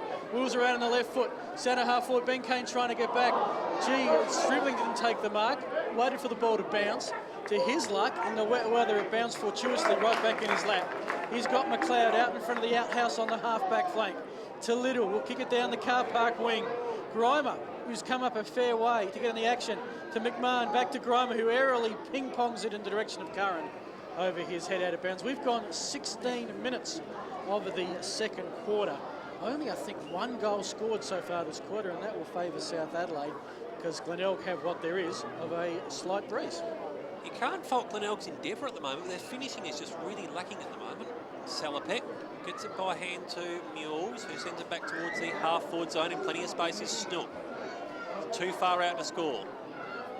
Was going to go into the pocket and decides to ultimately. He's looking for a long lead and gets it from Panozzo. Luke Panozzo getting plenty of possession as a rule. Just needs to hurt the opposition more, that you would suggest. Chips it over the top where Kirkby's moved into space. Juggles at 1-2. He's still too far out to score. Looking for a lead from Hitchcock, and dropping into the space there was the youngster in Carey. A funny decision to go to Hitchcock, you would think, in that situation. He's looking for Otten Carey. Otten just punches it over the boundary line. It beats Peter Rolfe out there. We're going to have a throw-in. South 6-3-39, Glenelg 3-3-21. Yeah, station-sponsored Smithfield crash clanger there from Kirkby. He should have known better in the situation. There were probably not a lot of options, but to just pop it up like that and open the door for South Adelaide, and they clear it out of their defensive zone, Phil Hurden. Well, they try to, but it's been tight in the clinches in the second quarter. Little got the ball, was held up. Chance for a restart by the umpire. Lots of guys going up for the ruck contest. Sandry's soccering it forward. Panozzo tries to get the football, and Sandry tackles him. And in the end, it's another stoppage. In the under-18s today, South Adelaide, South Australia, 14-16-100, Queensland 6-7-43. As the tap down McKernan to no one in particular, Little, he's tackled, and it will be a stoppage. Will be a free kick, will go to the Tigers. McMahon, the kick towards Ty Allen. Allen can't take the mark as Otten gets in the way. Allen and Otten to Chris Kane, to Kennedy. Kennedy runs off Sandry and Little. Kennedy with the kick inside forward, 50. Murphy had it, kicks it out of bounds. And it will be a throw-in on the forward pocket for the Tigers, who desperately need a goal to get back in this contest. Currently trailing by 18 points and 19 minutes gone into this second term on 11:97 a.m. RPH Adelaide. Your home of football. Carey just ripped off the ball. Got to be a free. Yep, umpire's seen that one. So Carey to take it in the scoreboard back pocket. Next to chip it across the goal line. South just trying to keep it on this side of the ground. Not the greatest pass out there to Crab from Thurles. We're going to have a throw-in. About 60 metres around from the Glenelg goal, as Phil Hurd mentioned, they really need one before half-time. Because they're certainly, South Adelaide have all the answers at present. Sandery. Through that. Just heard that was certainly thrown as mentioned by John Dankerville. Lines wrapped up in a tackle, and we're going to have another ball up. Murphy there, just the old netball pass that was, out in the direction of his teammate. As they hurriedly move it along, I didn't quite have time to get the fist onto the ball. Salopek tries to work his way through, but clever work from Cook at the stoppage. Passes it off towards Thurles on the defensive side of the centre square. This is Thurles' bread and butter, you would think, passing it long out towards the attacking zone. South Adelaide wheeling around into the forward 50. It's a little bit too hot for McKenty. Oh, lovely work out there from Rolfe. He just chips the ball out towards the direction of McLeod. It's going to be a little bit too hot for him. You would think, no, he's got time to recover. Gets the handball away over the top. Sits in the path of Rolfe. Rolfe with a flying step right on the goal line, and Rolfe puts it through. The margin is out to 24 points. Major danger now for Glenelg. 7-3-45 Glenelg, 3-3-21 on the edge of time. Well, that's a heartbreaker for Glenelg, John. And score on the station sponsor, Williams Brothers Welding scoreboard. Look, Rolfe is such a good player, isn't he? He started his career as a midfielder, which he still does play at times, but what he's developed into of late, guys, is a goal kicker. And we see him often lurking inside that forward 50 area, kicks bags of goals, kicked the bag a week or so ago in the reserves, and it's good to have him back in the side. Only 22 years of age, he seems to have been around a long time, but there's plenty of footy left in Peter Rolfe if he can stay, Phil Hurd, injury-free. Oh, and Phil, just good to hear that the Basement Jacks are playing nice and loud for the young people at home. Yes, that hit new music from 10 years ago. No, since 2 weeks ago, when I didn't know who the Basement Jacks are, I've been watching my kids' Music Hits channel. I'm slowly getting up to speed with this newfangled music thing. So usually when he gave it to him, he went out and bought the new vinyl album of it on the weekend too. MP3? Reel-to-reel tape. iPhone? I thought he had it on a mini disc. 8-disc cartridge. McKernan with the tap down. There is some football happening. Cross spun, kicked. McKernan does his own right work, clears the pack and gets the kick away. Well done to the big man inside 50. Grimer was at the front of the pack that got broken by a Panther but got the clearance away. Only as far though as Nathan Lyon of the South Adelaide Footy Club, who gets around Ruwa with ease. From centre wing, sends it end over end kick to Murphy. At the half forward flank, runs inside 50, aims for the goal and has missed. A ride to the right. South kicker behind, they're 7-4-46, Glenelg 3-3-21. 22 minutes gone, Chris Kendall. South have made the most of their opportunities. We're out to a game high, 25 points. Gee, look, I know this is really, really early, boys. I just don't see where the spark's going to come for Glenelg at the moment, because they just don't seem to have anything that's really coming for them at the moment. Ball does come out now towards half-back now for the Glenelg Football Club, but gee, South Adelaide seem to have plenty of numbers moving through at the stoppage. One of those is Little, after getting it from Tarling. We're going to have a ball up from Dankerville. Spark hasn't been there for the Tigers all night. They've been really quite flat. They've had their moments of skillful football, but it's been a very ordinary first half, to be quite frank, from the Bays. Little gets the clearance, but it's cut straight off by the Tigers, who look to come up towards this grandstand side half forward. Chad Corns, yeah, a little bit too high there on Talia, so it's going to be a free kick. Advantage is paid. Little takes that advantage. Now the ball ends up with Thulis running through the centre of the Noongar Oval. Gets the ball out further afield by hand, where he's got a player moving into space in the form of Carey. Carey's kick was partially smothered off the boot. They've still got plenty of numbers out here, South Adelaide. One of those is McLeod. Back to Carey. Cut off almost out there by Panozzo, who's just happy to dribble it over the boundary line. We're going to have a throw-in on car park side centre wing. It is South Adelaide 7-4-46. Glenelg 3-3-21. 23 minutes gone, second term. Burns umpire gets ready to throw it back in. Brooksby, McGinty with the tap, but only as far as dribbling. Gets another possession. He's second in the SANFL with that at the moment behind James Allen. His kick towards half forward. Forward 4. Won by Cross. Kicks into forward 50, but Grimer, you've got to be doing a pretty good job back there in defence. Plenty of marks, plenty of calls. Gets it out to Ty Allen on the half-back flank. Running for him is Curran, who marks by the boundary line on the centre wing. So Tigers have cleared it well. What comes next? As we hit 24 minutes of the second quarter, the Tigers need a wriggle on. Corns up from the back of the pack. McMahon read it, he slipped. His hand pass though to Allen, who kept his feet. Running with the traffic. 1-2 hand pass back to Ty Allen. Little gets in the way. Allen's hand pass picked up. High hand pass to Kennedy inside 50. Sandry being a nuisance. Snook picks it up, tackled by Sandry. Benny and the Panthers through Murphy, through Horn. 1-2 back to Cross. South Adelaide are going to clear. They do it very well. And I think that's one kick has come a fair way up. Kicks in this dribbling direction. An open man on 50. He can run inside 50, just gets the kick away. It's long towards the goal line. McKernan, has he taken the mark? Yes, he has. A mark in the goal square. And he beat two Tigers to do it. And this is really going to put the icing on the cake for South Adelaide. In front of the goal. This is going to go back to the back of the car park. He nails it. It's touched! It's touched! He's missed it with a touch. Unbelievable. The lights are flashing, the car horns are honking, but that's a behind. Well, what can you say? Missing a goal from there, touched off the boot, that's unforgivable. It's as simple as that. I mean, it was a great effort. The mark was great, but just again, we see basic errors from South which hurt them. They could have been 5 goals up going into half-time instead. And the crowd suddenly worked out that, hang on, it's not coming out to the centre. On the upside, it's one of the most celebrated behinds I've ever seen at Noongar Oval. The crowd all went up as one.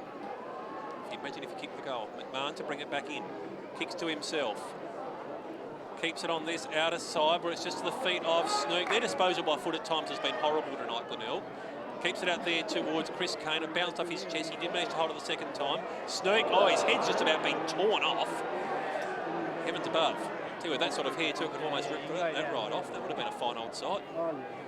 Kicks it out looking for Kennedy. It's a little bit too hot for him. It dribbles over the boundary line. Must admit, there's some very impressive heads of hair running around in the SANFL this season. Shannon Snook's certainly up there. Boundary umpire that we all sorted out. Woodville, one of the best I've ever seen in my life. It was like Krusty the Clown had come to life. Ball spins back into play. Working it away for the stoppage is Little. Gee, he held that for a long time. It's going to be a free kick to Ty Allen. Yep, holding the ball. So Allen, as we tick over towards 26 minutes, there can't be any more than a couple of minutes left, surely. He is right in front of the South Adelaide coach's box on the grandstand side. Allen looks to switch it across. This is a little bit dangerous. Yep, McKernan got the hand in there too. Now they've got the advantage through one key. One key unloads from 45 metres out, and he has punished them on the scoreboard for that one. The Glenelg players made to pay for a bad error. 8-5-53, Glenelg 3-3-21. The margin's out to 34 points.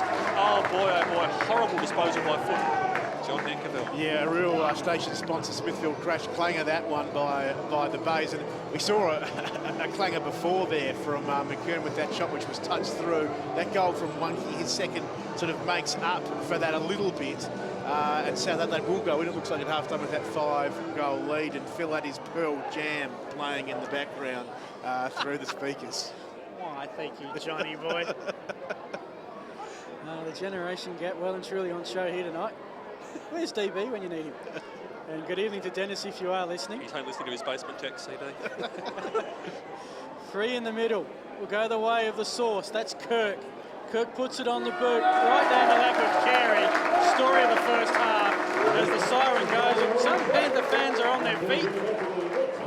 Sure, they're clapping the team off or just wanting a stretch. They deserve a clap, the Panthers. They played a great first half of footy. 8-5-53. The Tigers 3-3-21. Yeah, goal scorers here for South Adelaide. It is 3 to Nathan Daniel, 2 to Michael Wunke, singles to Lyons, Rolfe and Brett McLeod. And for Glenelg, it's singles all to Alex Grimer, Snook and Darcy Armfield. 8 goals, 5-53, leading Glenelg at 3 goals, 3-21, John Nankerville. Oh, look, a fantastic first half from South. I just think if a couple of little things had been executed a little bit better in both those first 2 quarters, a couple of shots on goal, some odd decisions going forward, they could have been even further in front. That aside, that happens in footy games, mistake. Really struggling to get up. Make of that what you will. No, people are... I'm not the first to say it. You probably won't be the last as South Adelaide getting into position. The Bay's still deep inside their huddle down there at the northern end of Noarlunga. We saw them huddle up at half-time there.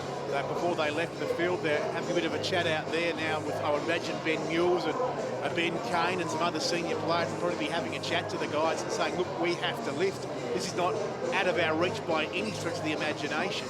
But I just can't see, as I said, the consistency has lacked all year. I just can't see it coming back tonight. And the other thing is, too, as EMF are playing over the speakers, Phil, the wind is starting to blow up a little bit more towards the southern end of the ground. Just about to say that, Chris. Unbelievable that we should be in such continuity with our thoughts there, but the flag is flying pretty straight at the moment. We're not too far from the kickoff, and just to put this game into some sort of context, a win to the Panthers by enough of a margin will move their percentage. They'll be tied for 5th spot with the Tigers. We've already seen North jump Sturt and Norwood jump the Eagles. 3rd quarter, the premiership quarter, one that South has struggled with this season. They've just won 1 of 8. But the game is there for the taking. And to get us underway, your caller is Chris Kendall. McGinty opposed to McKernan. So we're getting a battle of the Nats. Ben Kane's gone to Toby Stribling for this half. And ball is thrown into the air. McKernan does get the kicker, and it's kicked out straight away by Stribling out of the air. He goes up towards the true half-forward line. Gee, good work in the clinches there from Horn. He swings it back in towards the attacking zone. Was just towards the feet of the big fella in Brooksby, couldn't quite take it. Rolfe, he was taken high, tries to burrow his way through a couple of packs, sends a flying kick up towards the top of the goal square. Plenty of numbers down here for South Adelaide. If they can farm it through, they're trying to keep it in now through the play in Little, but it's just going to be beaten over the boundary line, so we're going to have a throw-in just around from the South Adelaide goal. They are currently leading by 32 points, 8-5-53, Glenelg 3-3-21. Ball spirals back into play. Brooksby gets the hit out and tries to burst his way through in a secondary effort. McMahon's in there for the Tigers, also Corns. South Adelaide player was ridden into the ground. They're calling for a free, but nothing doing. It's going to be a ball up just outside the goal square for the Panthers. Gee, if they get a goal from this, that is going to make it really tough, you would say, mentally for Glenelg. South Adelaide player has been wrapped up in a tackle. We're going to have another ball up as that wind is starting to blow up a bit now. Nathan Daniel gets off the bottom of the turf. Ben Kane riding in. Brooksby, McGinty. Kirk gets the punch as the 3rd man up. Carey's just been wrapped up in a really good tackle there by Mules, and we're going to have another throw up. About 20 metres out now from the South Adelaide goal, 25 metres out as it inches further forward. Carey throwing it back to the umpire. Glenelg getting plenty of numbers around. South Adelaide got a loose man at centre-half forward there. I want to keep an eye out for that, the Tigers. G goes straight into the hands of Cross, who's ridden into the turf. It's going to be another ball up, another stoppage, and I'm quite confident that Phil Herden will be able to end the stoppages. Oh, not sure about that. I'll do my best, Chris, I promise. Beautiful bounce up by the umpire. Backwards tap by McKernan. There you go. Free kick to the Tigers. Will go the way of the basketballer from Mount Gambier in McGinty. Warwick McGinty, who also gets the benefit of a 25-metre penalty, and everyone just scatters. Hand pass to Chad Corns. He puts it on the boot towards the centre wing. Pack flies, heads to the front of that pack. Who can race to the ball first? It ends up with Mules. Goes back Just trying to get the ball at the moment is Talia without any success. Armfield was in there as well. In the end, the umpire says my ball. Centre wing, bit of a fog starting to descend here at Noarlunga. The rain is certainly all gone, and it's a free kick in favour of McGinty. That's 2 in a row. He's picked up. So he's on the centre wing, like all good ruckman. Hand passes to a rover in Salopek to Mules. Back to Salopek. Now he goes with the kick to the top edge of the centre square. Thurles with the flight of the ball couldn't take it. Inian Kirkby trying to get into the game. He kicks in the Snook direction. It's a pair of sevens, and Snook outmarks Thurles. Looks like he collected one in the process. I like the way Thurles puts the arm straight up. It wasn't me. You were the only one there, Josh. Well, the football didn't hit him in the back of the head, I know that much. And young Shannon Snook, who's a joy for commentators, because you can't miss the John Platten-esque hairstyle, comes in. Glenelg to get the their first goal they're looking for since the first quarter, and he has dobbed it.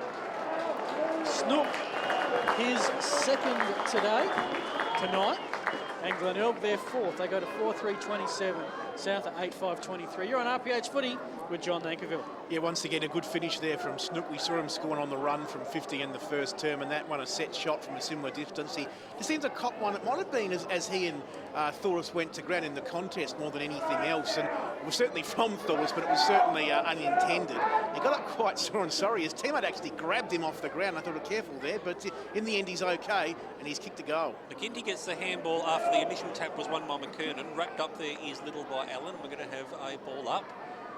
McGinty, I reckon he's had a fair old rev up somehow at half-time. He's coming out with a real sense of purpose. He really has to stand up tonight with the absence of Trevor Cranston.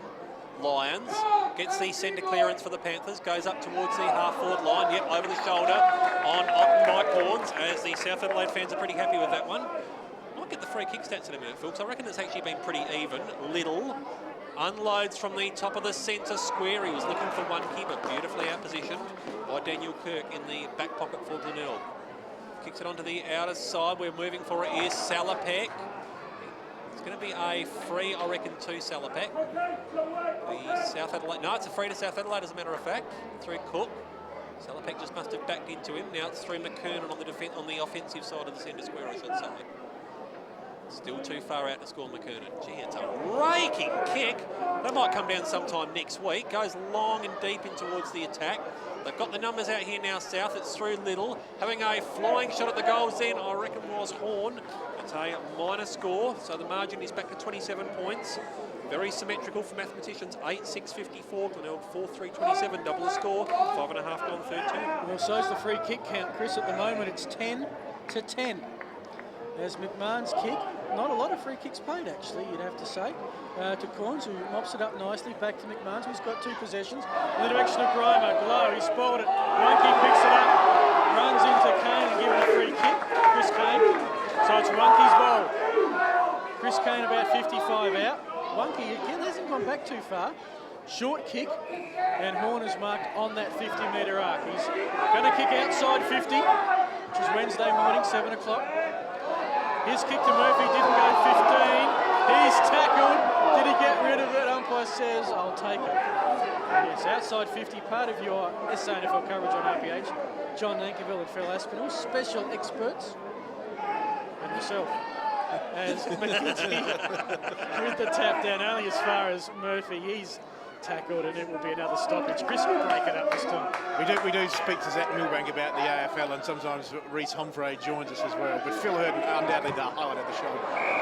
Well, certainly not the highlight reels is Mitch Sandry. He managed to kick it over the grandstand roof and straight into the light tower. That's no mean feat. I must say, at the best of times for the 2009 Best and Fairest winner. Well, They're going to call a throw in because it was touched just off the boot. So at least we know that the light tower isn't going to come down from now in football. We're not playing in TIO Stadium at the very least. Ball spins back into play right in front of the grandstand. Snook, who's moved onto the ball by looks of things, opposed by Thurles. Ridden into the turf and a good tackle. That can't be holding the ball, South fans, you know that. No prior opportunity. No, they don't. So Little emerges with the bill. Tap down to Murphy, who just gets the handball away. It's going to be another stoppage. You actually had one holding the ball paid tonight. I actually don't recall one, to be perfectly honest. No, I really love don't. pardon me, I love the passion of these South fans in front of us.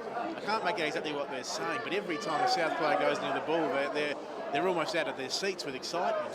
I think they're saying something like, well done, chaps, good stuff. And the ball beats dribbling over the boundary line right in front of us. We're going to have a throw-in, John.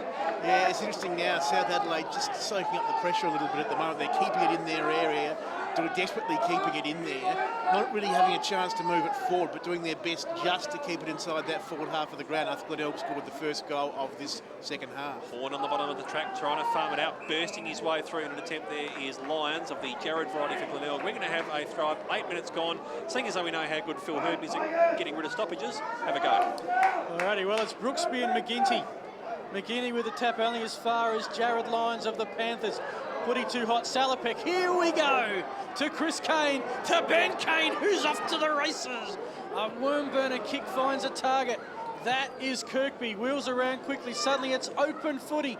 His kick couldn't find the target, it ends up with Kennedy. Sandry lays the tackle, backs up his own work. Couple of hand passes from Carey, back to Stribling, and South Adelaide have cleared. What can they do on the counter-attack? It's with Cook in front of the louts on the barbecue hill. He's got an open player in Murphy in the centre square.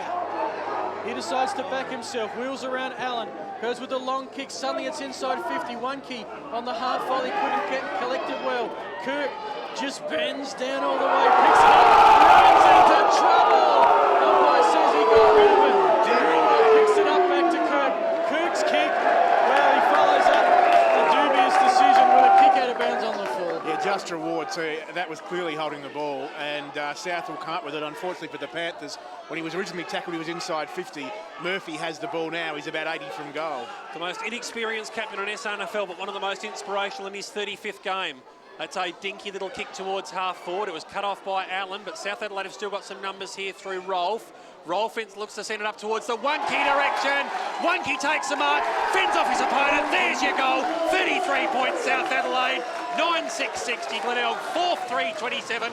10 minutes gone in this third term, and a couple of bad defensive errors again get punished, John. Yeah, a couple of station-sponsored Smithfield crash clangers being punished to the full extent of the law by a goal there to Wonky. And South Adelaide, they had to work hard for it, but they kept the pressure up. They kept it in that forward half of the ground. They wouldn't let Glenelg take it away. And in the end, they get the goal, which on the station-sponsored Williams Welding Brothers scoreboard sees them back out to a 33-point lead. Well, Panthers extend their lead as it comes to Cross. Cross to Snook. Well, Snook intercepted. Nice hand pass to Allen and running strong. Taking the mark. Is that Kirkby has taken it? Yes, it is. You could almost tell that by the confident aura that he showed there, like he's done that before. And that was one of Glenelg's best passages of play we've seen in this game. He's marked 25 out. He's got a long run up. In fact, maybe make it 35, maybe 40. The kick is a long one. It's going to land around about the line, and there's a tall man taking a mark. Might be Brooksby. At a guess, I am guessing, because it's down the Hubble telescope end here at Nonga. He's kicked into the man on the mark, but still plays on. South have got some numbers. They're going to bring it down the wing. Sandry takes it by a defensive 50. Hand passes it back in board. Panthers footy. Oh, they're running into trouble, Daniel. He managed to get the ball away, but Allen's picked it up. He's tackled and spun by Sandry. Got it loose to Hitchcock. They're not playing holding the ball tonight. At least they're consistent, and Kirkby's taken a mark. I think it's Kirkby. It is. Inside the square. And gee, Ty Allen, he had the ball for a fair while he was being spun around. But if I guess they're going to be consistent, that's only fair. Kirkby straight in front. This is McKernan distance from before. Don't think he'll make the same mistake. From the top of the goal square, slots it through. And Kirkby has his first goal on the night. Glenelg, a much-needed fifth, 5-3-33, South 9-6-60. Just showing how dangerous those turnovers can be. Talia there struggling with decision-making, and ball spilled free, came to Hitchcock. He put into the arms of Kirkby. Phil Hurden describes it well. He has that confident aura about him, and he had no problem going back and scoring the goal from the top of the goal square. Glenelg get a much-needed goal back, but a lot of work to go. in what is effectively a quarter and a half of football to see the Bays win this contest. McKernan and McGinty squaring off again. Nobody got the real advantage there. Little tried to burst his way through the pack. We're going to have a free kick now. Yours taken high by Allen. So Little to get the centre clearance again for the Panthers. They've won plenty of those tonight. Long kick looking for Rolf. It was just a little bit hot for him. Getting the handball away there was Carey. They got numbers back here. Glenelg, it's McMahon, who just tries to paddle it back to the advantage of Corns. Going to have another stoppage. Ball up in the forward pocket for South Adelaide, about 30 metres around from the goal grandstand side. They're leading by 27 points. 13 minutes gone, third term, as the ball's bundled over the boundary line at the throw-up. I think if Glenelg can string together maybe another couple, they can get a bit of momentum coming home with what is a slowly building breeze. It's probably only worth a couple still. One thing that's really impressed me tonight, boys, South Adelaide's disposal by foot has just been sublime a lot of the time. They really have hardly missed targets tonight. I reckon even the notoriously hard to please Ron Fuller would be happy with that. Carey, cross. Cross goes in again. We're going to have another throw up. I was going to say John Aspinall. John Mankerville. No worries, Chris Hurden. Look, well, this is what South Adelaide do very well. They're keeping the ball in there, keeping that pressure up. It goes to Glenelg's forward 50. It's taken out straight away. South keep it in there. They tick down the clock, and they can do that with a 4-goal lead. Yeah, look, the more the stoppages, the merrier at the moment. The hand pass comes out to McLeod. Can't quite get the snap before he's tackled. And a cheerio to Phil Aspinall, and I'm sure he's not at this game. He's actually watching Norwood and Central's under-18s, but I'm sure he's listening. Is he really? There you go. Well, he just gets as many games as he can under the belt, but decided to stick home. So excited by the league match, he stayed for the under-18s. As Glenelg trying to clear Ponozzo, he's tackled, just it's aerial ping-pong and hard tackling. Comes to Allen, throws it on the boot to the half-back. Armfield did well, tapped it on to Alex Grimer, who's off. He's like a gazelle. Goes with 2 bounces through the middle. Hey, have 3. Run to 4. Run inside 50. And goal! Play of the day to Alex Grimer. A great highlight for the Tigers. It's been a rare one tonight. Is that the spark? Chris Kendall, as Glenelg kicks 6-3, that's 39. South are 9-6, 60. See, I'll tell you what, that really was very impressive there, John Nankel. It was certainly either Phil Manassa or Mick McGuan. It was wonderful by Grum. We saw him do it in the last quarter, in fact, but unfortunately his kick for goal was rushed through. He had the distance on that one. Maybe that's the spark. It was a specky passage of play, but as we said, the Bays need more than the odd specky passage of play. Yeah, still 3.5 goals out of things. McKernan gets the tap down and wins the centre clearance, if you don't mind. Sends it up towards half forward. The ball just couldn't quite sit for Stribling. He's been reasonably quiet tonight, Stribling, by his standards. I reckon he's had 16 or 17 at most. Hasn't been as busy as we're normally used to. I think Ron Fuller would take that in a loss, so a quiet Stribling and they win the game. McLeod just handball to the voice of Little. Unfortunately, Little had his back to him. Leading in the race for the ball was Ruwald. Tapped into the advantage there of the player in Ben Kennedy. Trying to work his way through. That just sums up the night, unfortunately. Kennedy was wrapped up in a tackle and kicked it straight out in the full. Station sponsor, Smithfield Crash Clanger. Bringing it back in will be Lockie Carey, who's in front of the canteen, which has got some lovely smelling stuff at the moment. Wouldn't mind a trip over there at some stage. I see benevolent fans want to come up and do a food run for the RPH crew. Looking to go out long, but dropping into the space there and taking a rare mark tonight is Corns at half-back. Someone just tell him to get back and play for the Someone Crows. just said get back to the Crows. I'm not sure about that one anyway. The ball goes long and deep into the attacking zone where the mark is taken in plenty of space out there for the Tigers by Hitchcock, and he slammed home a goal. All of a sudden they have kicked 3 in a row. We are now back to a margin of 15 points. 7-3-45, South Adelaide 9-6-60. 16 gone. Have they got the spark, John? Well, now we start talking about that because they have kicked the last 3 goals to Kirkby, Alex Grimer, and now Hitchcock, and this is what Glenelg had to do. They couldn't just afford the odd bit of play here and there. They had to do it consistently. They've done that. They're back in the contest for real now, and it's time for South Adelaide to start thinking about, well, applying some of that pressure, which they've been so good with for most of the night. They just let the Bays get away from them, Phil, and they're going to have to be careful. Yeah, well, McGinty got the tap, but it was, I think, Little with the clearance. Chad Corns at centre forward. Era hasn't done much tonight. Picks it up, gets the hand pass out to his teammate in Daniel. His kick is smothered. only as far as the Panthers line. Line with the long kick towards full forward. Thump from behind by Kirk. Battling with it there is Brooksbeek around level. No one can pick it up. Thought for a second it was a Panther tackling, two Panthers tackling each other, but no, it's not. It's one key laying the tackle. Umpire's going to bounce it about 15 metres out from the South goal. Glenelg have kicked 3 in a row, and South need a steadier. From the pack, Murphy with the snap. Kirk with the thump away. Still about 15 players around the footy at the moment. Umpire's found a free, and it will go the way Chris Kendall of Salopek, right in the back pocket. So Stephen Salopek apparently shouldn't be looking for his ex-Port teammate Chad Corns, who no longer plays for the Port, according to one fan down below. Ball's in the back pocket now with Panozzo, who looks to chip over the top towards Kennedy. Kennedy keeping it on this grandstand side. He's kicked to a 2-on-1 contest, but good mark taken out there by the player in Armfield, who passes off towards Grimer of the Todd variety, who elects to go further down the grandstand side. Kirkby swung around on a tackle, gets the handball away just in time, goes back in for the 1-2, taken high, free kick. Hitchcock is unmarked at the second. Playing a long way up the ground, the big roar. As Phil mentioned, there's a couple of free players starting to move into space. Chipping over the top and finding one of those is Ben Kane. So Kane not far away from the Slouts banner. He's still 2 kicks out from goal. Kane looks to go long and deep in towards the attacking area. South Adelaide through Talia trying to work the ball out.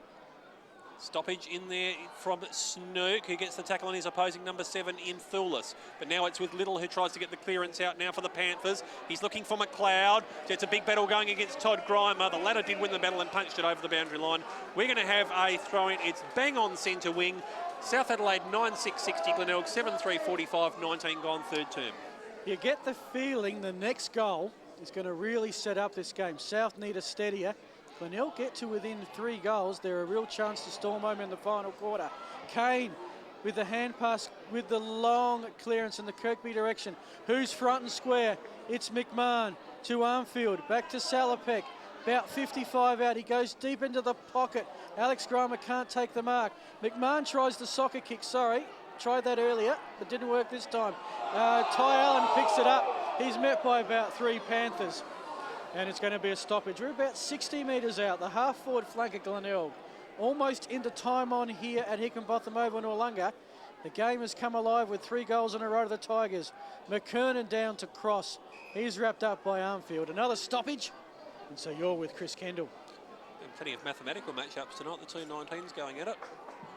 Right on the cusp of 50 now for the Tigers. McKernan got the tap down. No real advantage, though, for the Panthers. McMahon's in there. Here's the voice of Mules and honours that. Kicks long and deep in towards the forward 50. Chad Corns couldn't quite grab it. Alex Grimer could. Has a flying shot at the goals. This is going to go a long, long way away from the big stick. So Kirkby's in there. He's set upon in a good tackle by Crab, who we've hardly called tonight. That's going to be a throw-in. In fact, if Crab's had more than about 3 disposals, I'd be very surprised. All bats come spinning back into play. Glenelg forward pocket. Can they bring it back to a single finger margin? Corns just tries to get the handball away, but it's cut off beautifully now by the Panthers, who've got numbers starting to run through and getting the fend off and going deep in towards the centre square. All Glenelg back here. Good mark taken by Salopek. Salopek heard the player on his outside in the form of Curran. That's Lyons. So Lyons goes long and deep and unloads in towards the forward 50 zone. Mark taken to the back by Corns. Chad Corns just on the edge of the goal square. It was a lovely pass from Lyons. If he can bring this back, John Nankerville, we're back to 9 points and game on. Exactly, and one thing we've neglected to mention is how the Bays do have a habit from coming from a long way down. We've seen them win 2 games doing that. Last week against the Eagles, they came from a long way back, still lost the game because the Eagles held them off. But this is what they're doing tonight against the Panthers. Corns kicks on its way, and that has split the centre. We are back to a single-digit margin, folks, and the Tigers are coming with a 5-goal to 1 quarter. 8 goals, 3-51. South Adelaide, 9 goals, 6-60. 21 minutes gone into this third term, John Nankerville. Yes, and that score on the Williams Brothers Welding Scoreboard Station sponsor looking ominous for the Panthers. 9 points, as Chris Kendall said. And this is where The good sides can hold the Bays back. They've beaten bottom 4 sides coming from a long way down in Sturton North. The good sides can hold them back. Can South hold the Bays out for another quarter of football? Big test for the Panthers in front of their vocal home crowd here at Noarlunga. Looks like they have to go and find a footy at the moment. Just bringing it back now. Can tell you that's 4 goals in 10 minutes. And to answer your question, Brad Crabb, you'd be surprised if he had more than 3 possessions. Yep. He's had 3. There you go.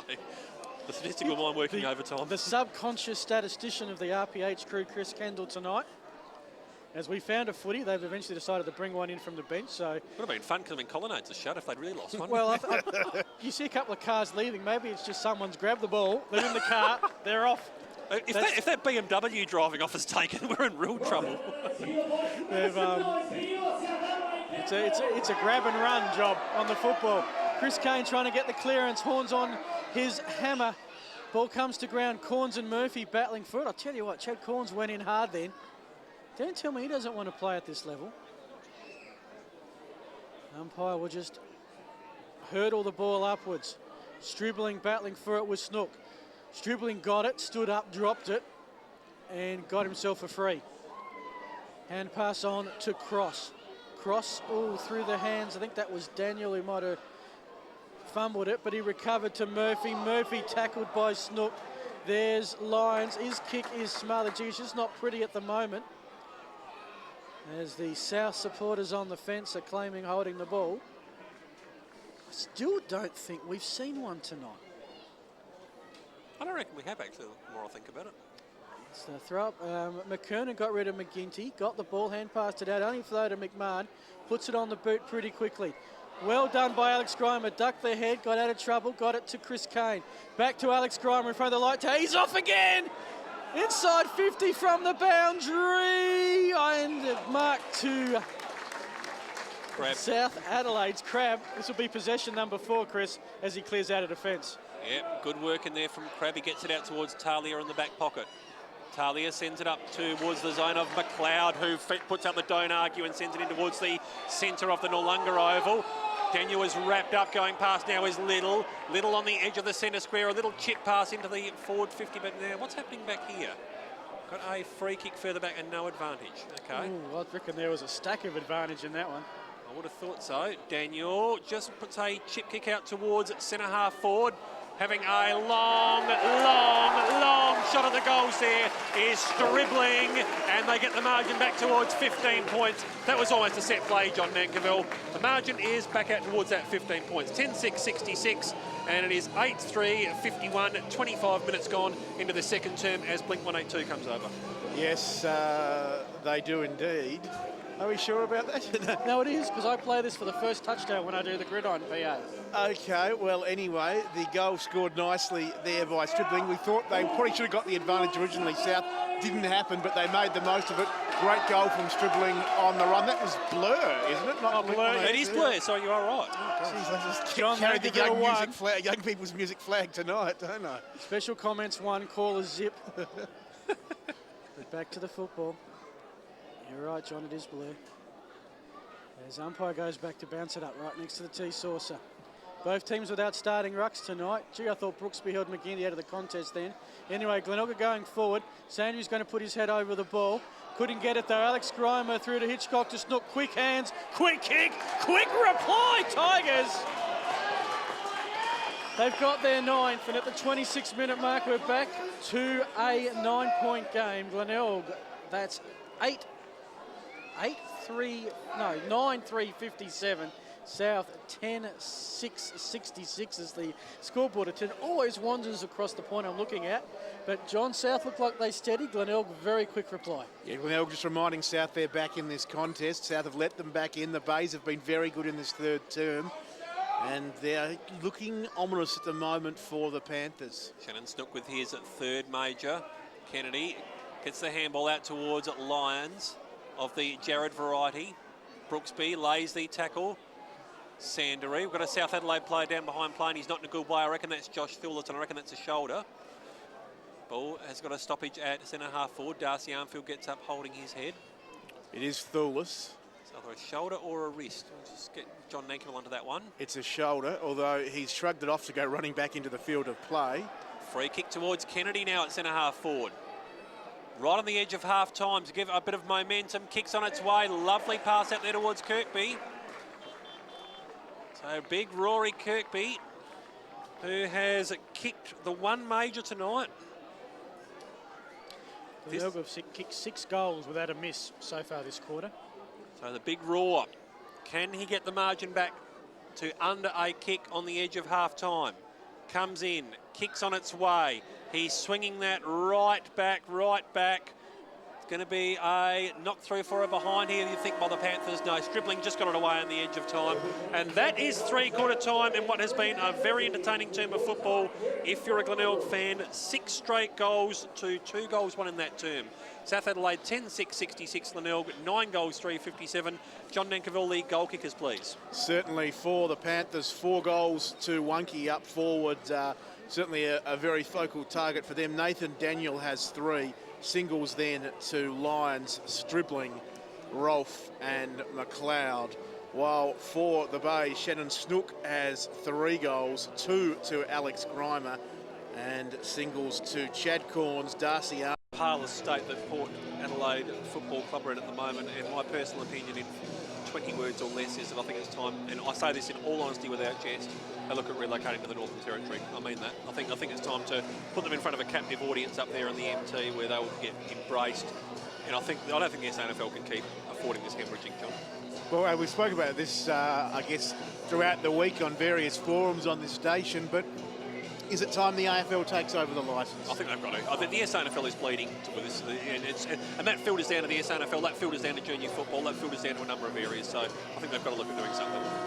Of course, the SANFL coping some unwarranted criticism, of course, as we know, when things go wrong for one of the AFL teams, they usually blame the 9 SANFL clubs. Interesting, we saw at Woodville today a gentleman holding a bit of a protest there with his little banner saying, keep Vic AFL hands off the SANFL. He was walking around the ground with it, and during the breaks he sat out on the oval holding that banner up. Was it a sit-in? Was it a sit-in? A sit-in protest. Yes, it was a sit-in protest. We were actually a bit worried when the umpires came out after half-time. They nearly trampled him, but yeah, interesting days for SA football. So here at the Noarlunga Oval, South Adelaide 10-6-66 leading Glenelg 9-3-57. The gauntlet's been well and truly hurled back into the feet now of the Panthers. As to whether they can respond to it, Coach Ron Fuller taking his time to come off the ground. This is going to be an absolutely cracking final quarter here at the Noarlunga Oval. And to start off the action, you're with Phil Hurd. Well, there we go. Saturday Night Footy on RPH. The umpire checks that everyone has cleared the decks. And we are almost ready to rock and roll, football-wise. Leading possession getters, Stribling and Murphy, 19 and 18, odd and 17. For the Tigers, McMahon and Salopek, 17 each. We're roaring into the final quarter as McKernan with the tap down. As far as Little, and he's found Ainger. Ainger, the quick hand pass on to Rolfe. Rolfe, the standing shot on goal, is going to miss. In fact, it's going to be smothered on the line. Picked up by Cross. It's in the goal square. Wonky tries to lay the tackle. Glenelg desperate to clear. Mules at ground level. Players falling over the footy. It's going to be held in. And just as it comes loose, the umpire bounces it. It's going to be a bounce. It's going to be about 5 metres out from the Panther goal. It looks like an under-8 game. There's about 20 players around the ball. Umpire trying to find a clear slot to bounce it. McGinty, the tap towards the boundary line. Salopek is there. He sees it over. Will be a throw in front of the revamped, rejigged Glenelg cheer squad. Good evening to them. Great to see the flags flying. Throw in will lob about 20 metres out, top of the goal square. McKernan tries the kick out of mid-air. Went nowhere near the goals.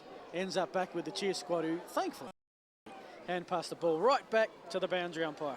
To the men in green tonight, who have actually been very good, I think. There really is very little to fault about their performance. McGinty gets the tap down now. It ends up with Stribling, who's trying to weave through the hands of Todd Grimer. He's trying to beat one tackle. You can't beat two. That's going to be a free kick now to the Tigers, to Ben Kane in the last line of defence. There's your holding the ball. We got one. Had to happen sometime. Law of averages.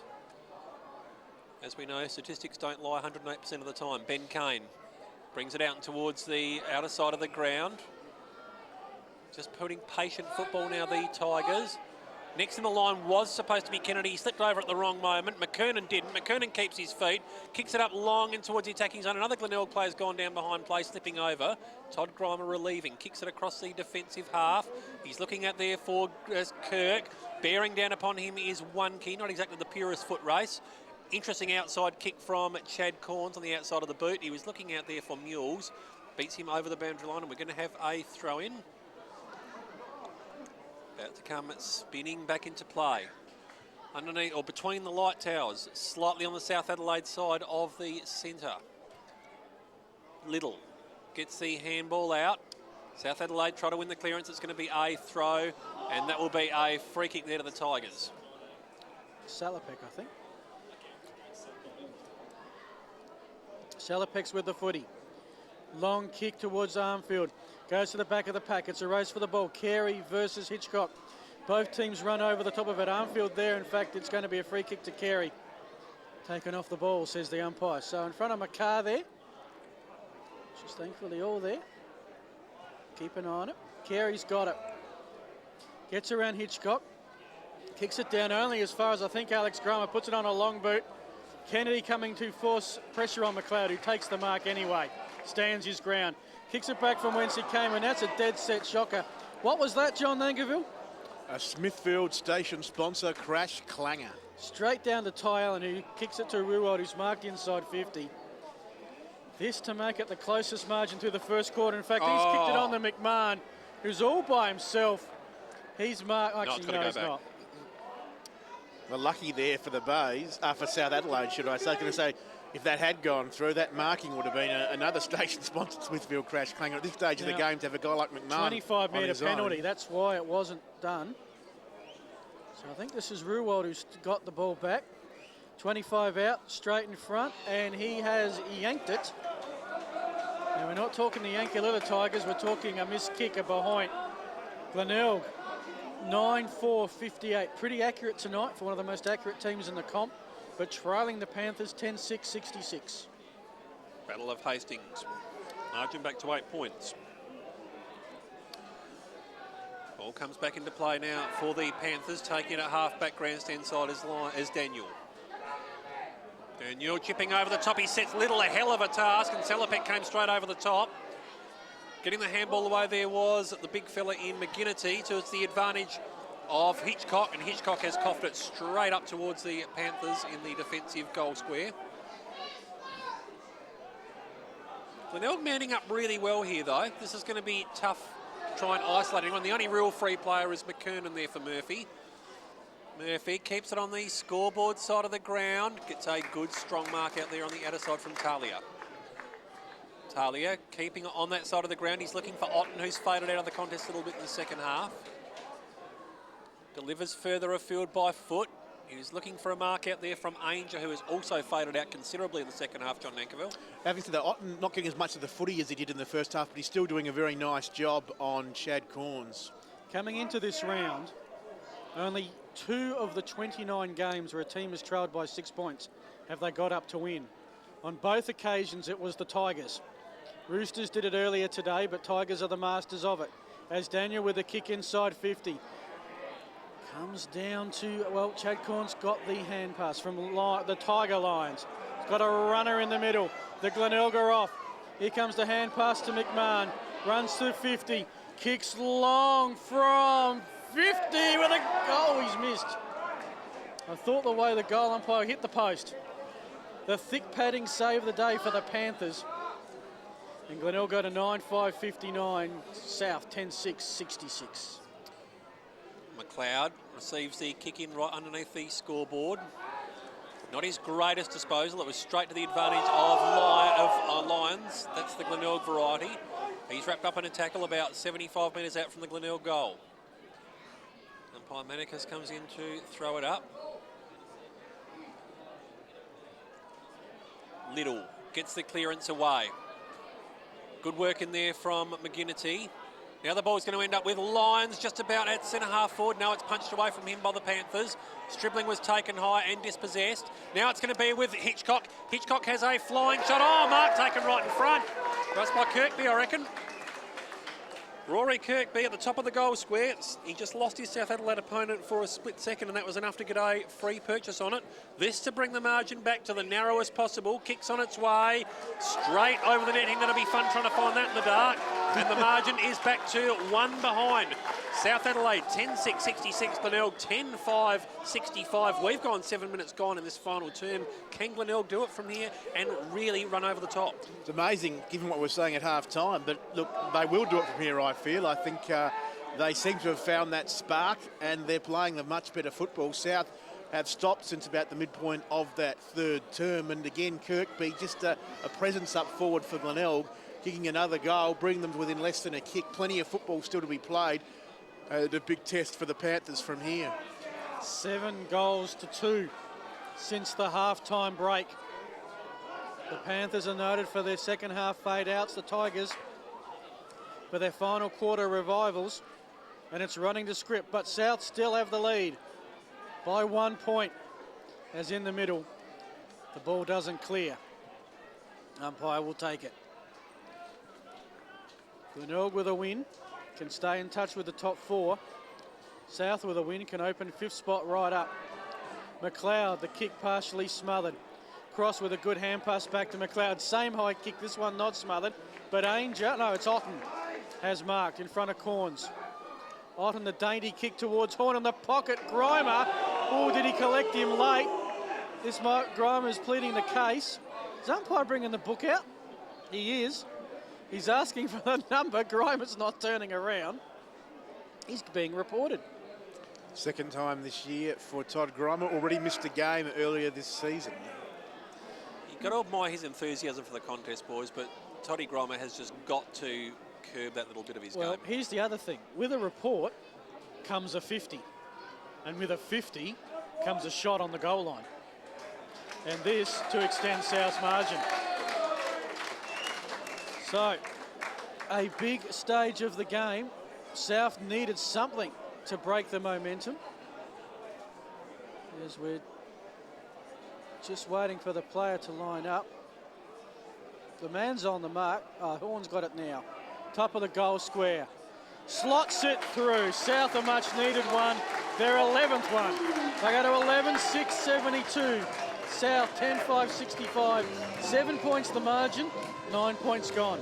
Yes, a much needed goal, as you said, Phil Hurden. Is it enough to hold back the flood of the broken Glenelg Dam? I don't know.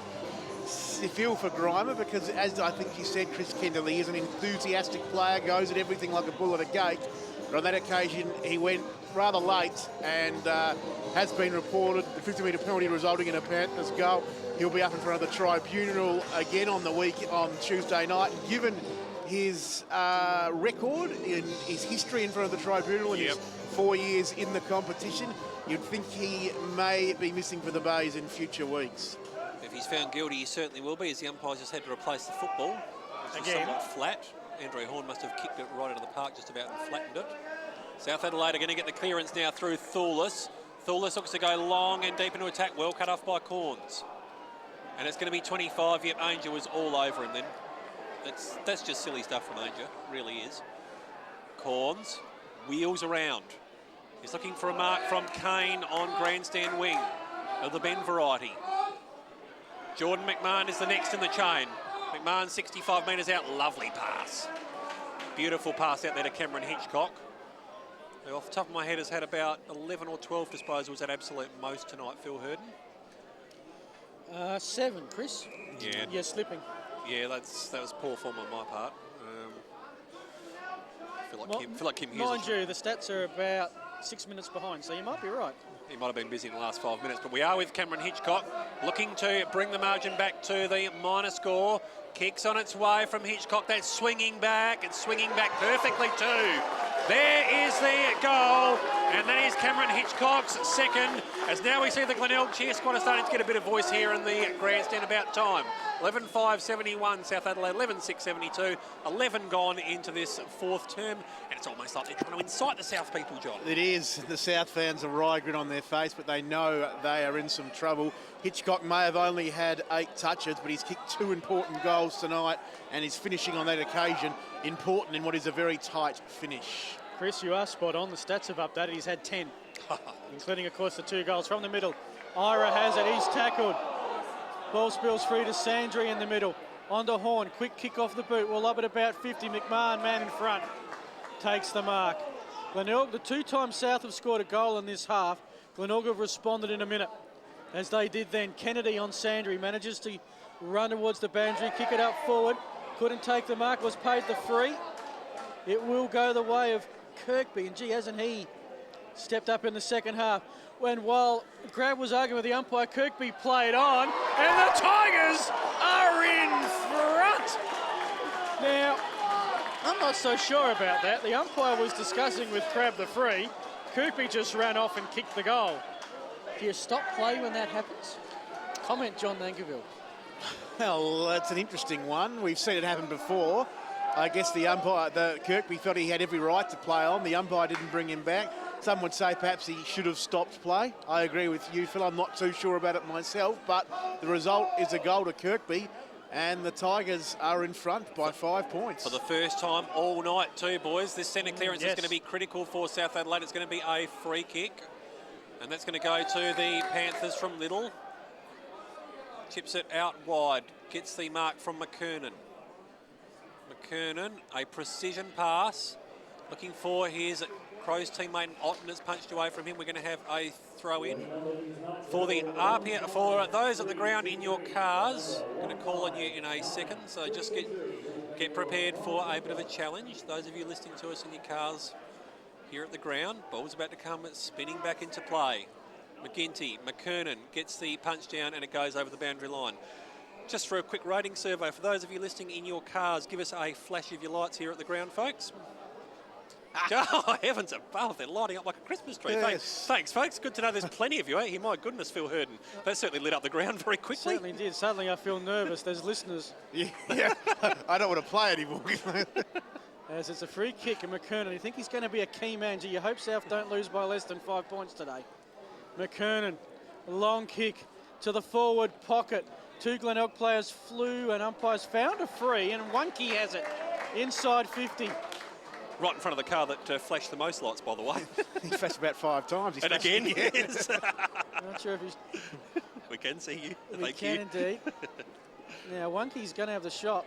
This is critical for the Panthers. Don't flash it in his eyes. Trailing for the first time in this game at the 12-minute mark. He's going to take the shot. 40 metres out. Probably a 50-degree angle. From the far, far pocket. Comes in. Long kick. It's not going to be a goal. It's going to be a mark by the behind post. Ainge has picked it up, realises the angle is too tight, and quick as that, he's gone to McLeod. We've gone from one pocket to the other. McLeod's going to kick from 45. Much, much better angle. It is a 5-point margin. A goal puts South Adelaide back in front. A point will not. Tiger fans on the hill and the cheer squad are making a racket. As McLeod, gee, that almost was touched off the boot. It wasn't. It was as straight as a die. McLeod's got the goal. That is his second. South back in front. They go to 12-6-78. Glenelg 12-5-78. We're shaking it at South Adelaide at the 15-minute mark of the final quarter. Yes, we certainly are. And look, well done to McLeod, well done to the Panthers. They won't lie down. They won't let the Bays run over the top of them. I still favour Glenelg at this stage. But South Adelaide have shown a lot of fight, though. They would be disappointed with the way that they've let this game slip out of their grasp in the second half. 16 minutes gone in this final term. Now we really have got game on here at the Noarlunga Coliseum. It's going to be a free kick and it's going to be to the Tigers. Ruck infringement on McGinty. Handball's off to McMahon, who wheels through the centre square. Mark was almost cut off out there by South Adelaide. Ira, who has been really quiet tonight. Can't really get a clear disposal there. Well tackled by McMahon. Comes out in the direction of Stribling, who's dribbling it in front of himself by foot. He'll be hoping for the boundary line desperately. Either that or he can create a stoppage, and it's going to be a throw-in. Get the stats in a minute from Emmanuel Ira, Phil. I reckon it's about 4 or 5. Really haven't seen him much at all tonight. You're on a roll. 2. Yeah. Is that all? I'm not surprised so much. Actually, I thought I was a bit generous with 4 or 5. Both handballs. Player wrapped up in the tackle there at half forward for the Tigers is Ruold, who we haven't called that often tonight either. Gets a hit out right on cue. Working it out through Kennedy, who kicks it out towards the direction here of Kane. As a matter of fact, that came from Lions. Ben Kane wheels around. He's looking for a mark at the back from Kirkby! She's been good. Rory Kirkby, that is just beautiful forward play. Just nudged his opponent at the right moment. All legal, all perfect. And Kirkby will now be lining up for goal number 3. He stood up time and time again as a forward target around half forward. Will line up for his 3rd goal. He's been a key player in the Bay's resurgence. And he certainly helps to put them back in front as the margin is back out to 5 points. 13-5-83 South Adelaide, 12-6-78, 17 gone, final term. If you have raffle ticket 159323, go up to the club rooms. And that score on the station sponsor, Williams Brothers Welding scoreboard. You're listening to RPH, of course, thanks to our station sponsor, our major station sponsor, Angus Security, bringing you this game. And of course, they'll be bringing you the game tomorrow from Amy Stadium between Port Adelaide and Sturt as Emmanuel Ira comes from the ground. We're back underway in the middle of Noarlunga. McKernan took the ruck tap, got it away before being tackled. Panozzo intercepts though, sends it back to Ben Kane in the centre square. The Tigers are running and running well. Salopek with the kick, ends up with Hitchcock, the AFL duo. Now to Grima, who kicked the goal of the night earlier on, finds Kirkby in the pocket. And as this game has progressed, Kirkby's got better, virtually unsighted in the first half.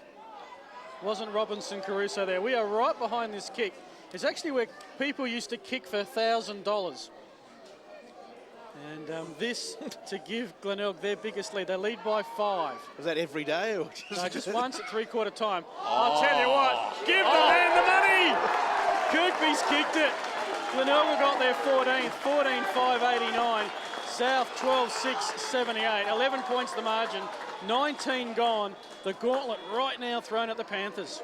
Yeah, once again he stands up. We've given him enough, we'll give him more praise certainly, but we have spoken about what he's done tonight. But Glenelg, after Kirkby's 4th, just edging out to a 2-goal play or a 2-kick lead. And look, they're going to be hard to head from here. You feel for the Panthers, but it just shows, Chris Kendall, they're not quite there yet. They've got a lot of promise. When they're on song, they're very good to watch, but they're not quite there yet as a final side in the SANFL. No, just lack a bit of finishing skills, and they still lack the animal, to be perfectly honest, that they need. They really need some animal, some aggression, and some desperation to finish teams off. At the moment, they're a young side that's still reasonably satisfied with 3 quarters.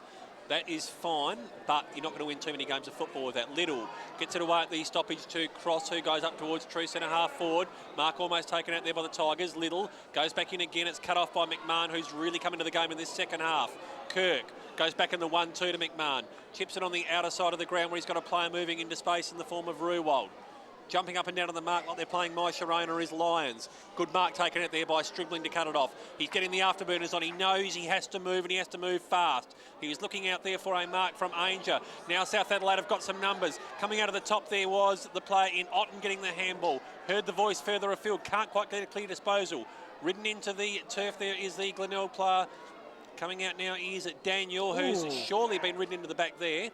Nothing doing. Lions right on the cusp of 50, unloads. Long kicks on its way. Player sitting, perfect position. Oh, that's going to be 25 on Peter Rolfe. Oh, that was just downright silly on Daniel Kirk's part. What was going through his mind? Rolfe was going to be on an angle. It was going to be a bit more difficult. Peter Rolfe kicks the goal, but he's going to have to go back and have a set shot. That is just downright silly from Daniel Kirk. Yeah, it's not a goal yet, folks. Well, it will be, though. Once they get the footy. Yeah, Rolfe grabbing the ball and just ploughing into the goals there, but it doesn't quite work that way, Peter. But, yeah, you've got to wonder what was going through the head of Big Kirk. I mean, just again, we talk about that over-enthusiasm from Todd Grima before, which has seen him end up in the umpire's book. At this stage of the game, the Bays are looking good.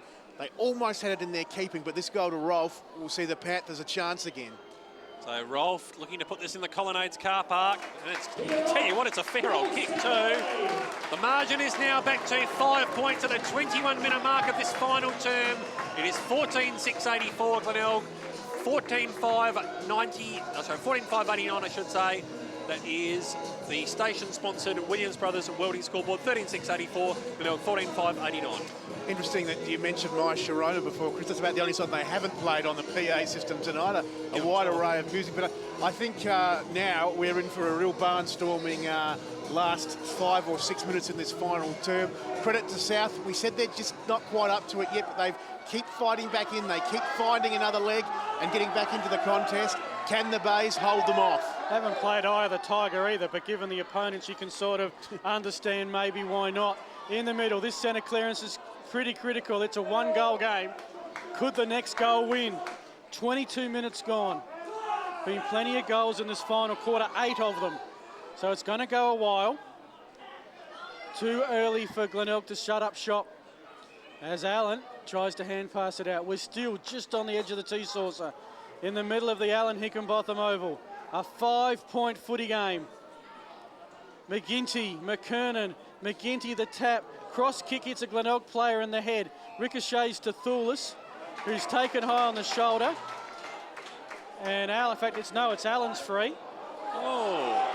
Not sure what's sure, but Allen goes on quickly. Glenelg have broken, and Alex Grimer. And if you're looking for a couple of moments that have sparked the Tigers' comeback, you can probably look at McKernan's miss and Alex Grimer's barnstorming run through the middle of the ground for bounce and goal. And he has a chance probably to seal the deal.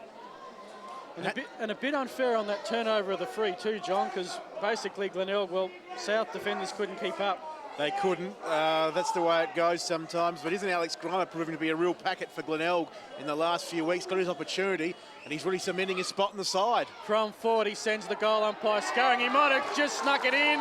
He has. Is that the sealer? 23 and a half minutes gone.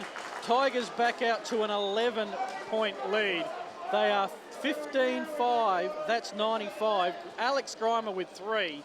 South 13-6-94. We've had 28 goals, 11 kicked. 2 inaccurate sides, but have certainly improved that skill tonight.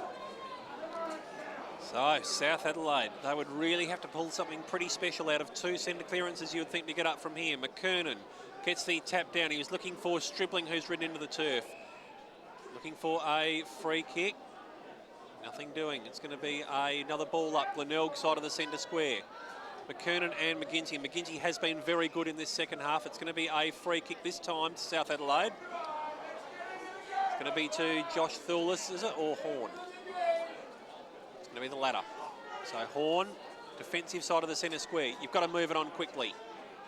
Looking out there for McKernan. Towering mark, just holds it. Gets it off to Stribling by hand. Kicks further down the lines where it's a good, strong mark taken out there for the Panthers. Rolf. Wheeling around onto the left foot is Rolf indeed. He's looking out there for Monk, one key. So one key, he knows the urgency of this situation as we tick into the 24.5-minute mark. This quarter we have seen, we've seen 8 goals. 9 goals kicked, so there will be a bit of time on. It'll probably tick around the 29 to 30-minute mark.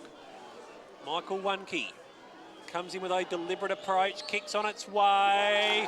He has brought the margin back to a straight kick. 14-6-90 South Adelaide.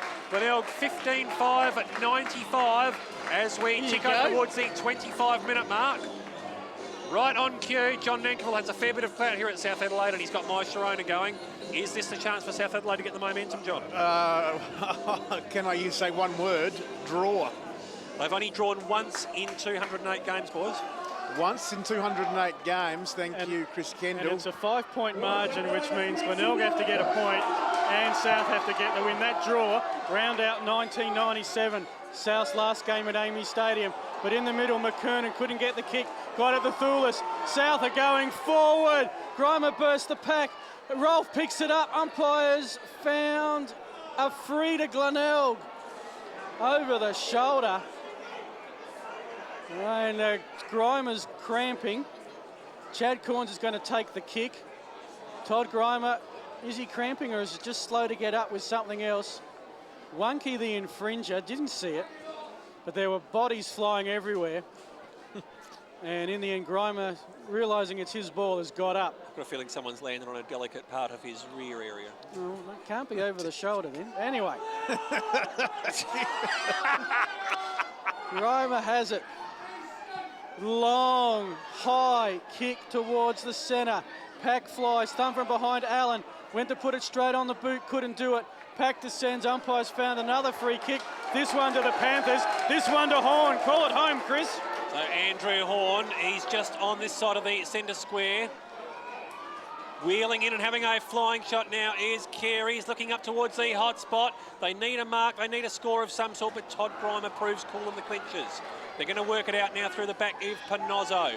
Panozzo takes a bounce and keeps it on the outer side of the ground as we're ticking well home towards the 26-minute mark. It's cut off by Stribling on the outer side wing, delivers it further afield by foot to Horn.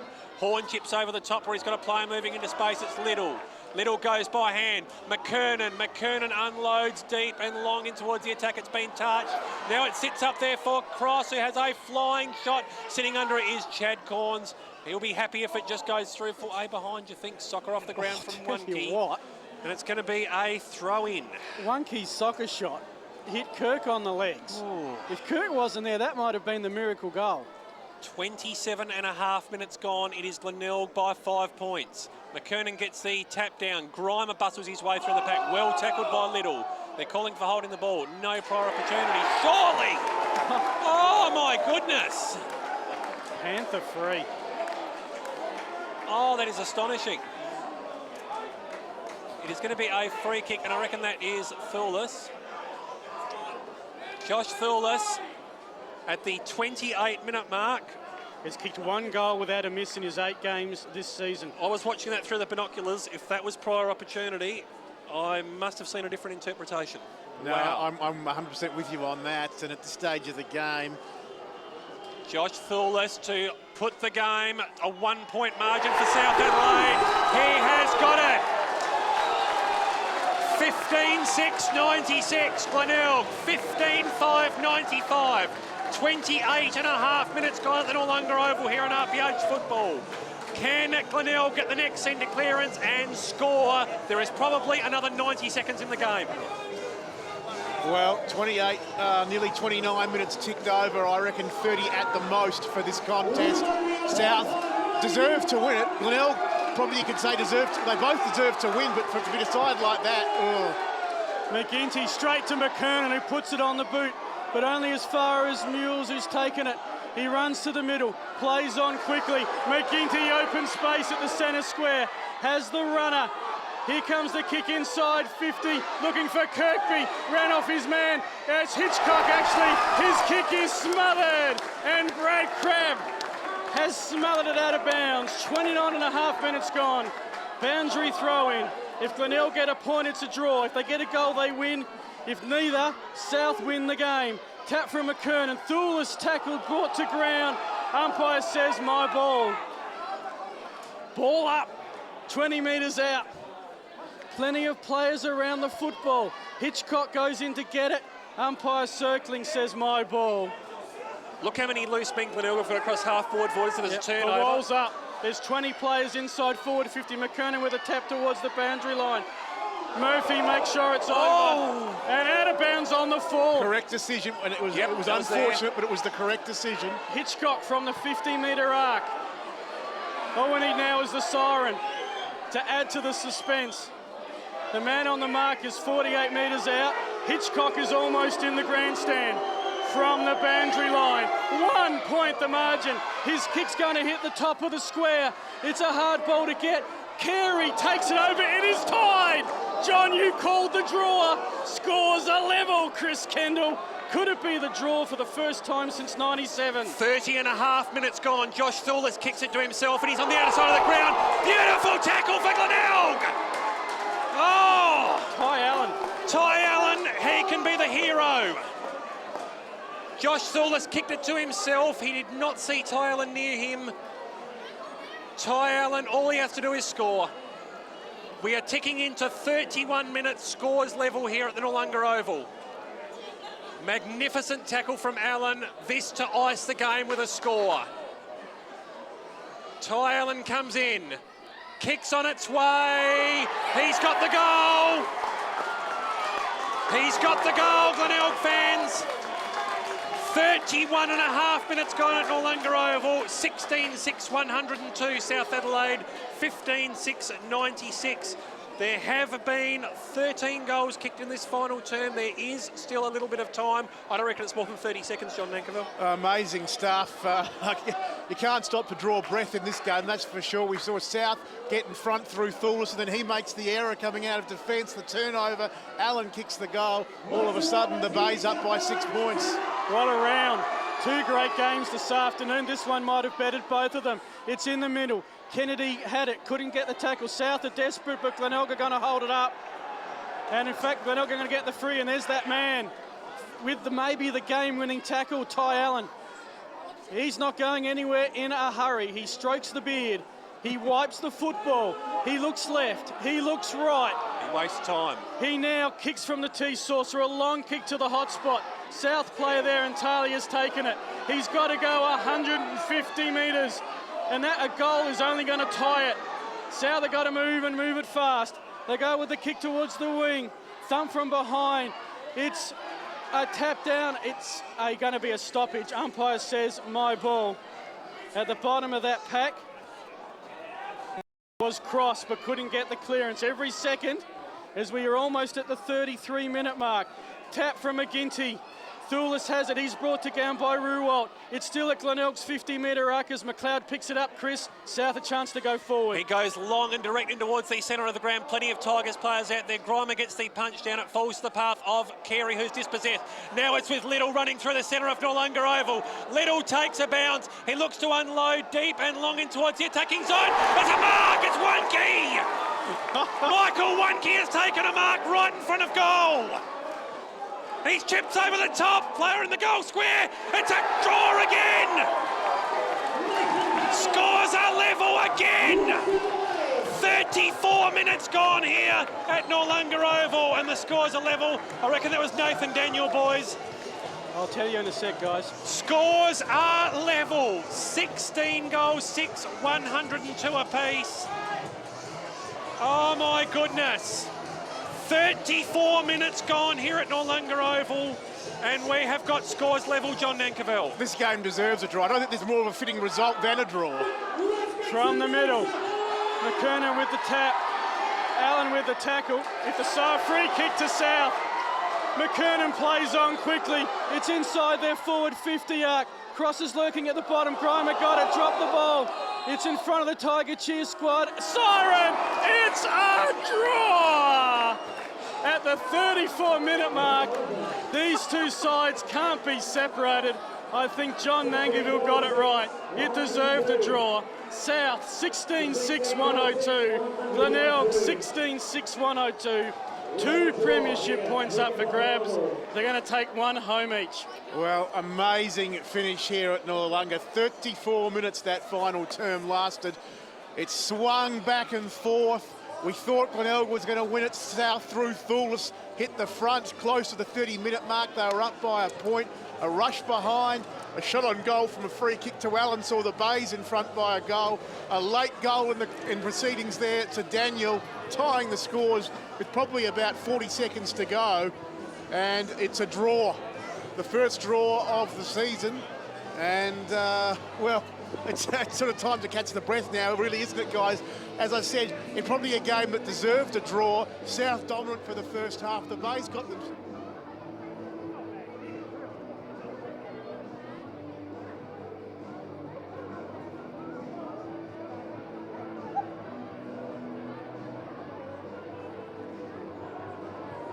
Yeah.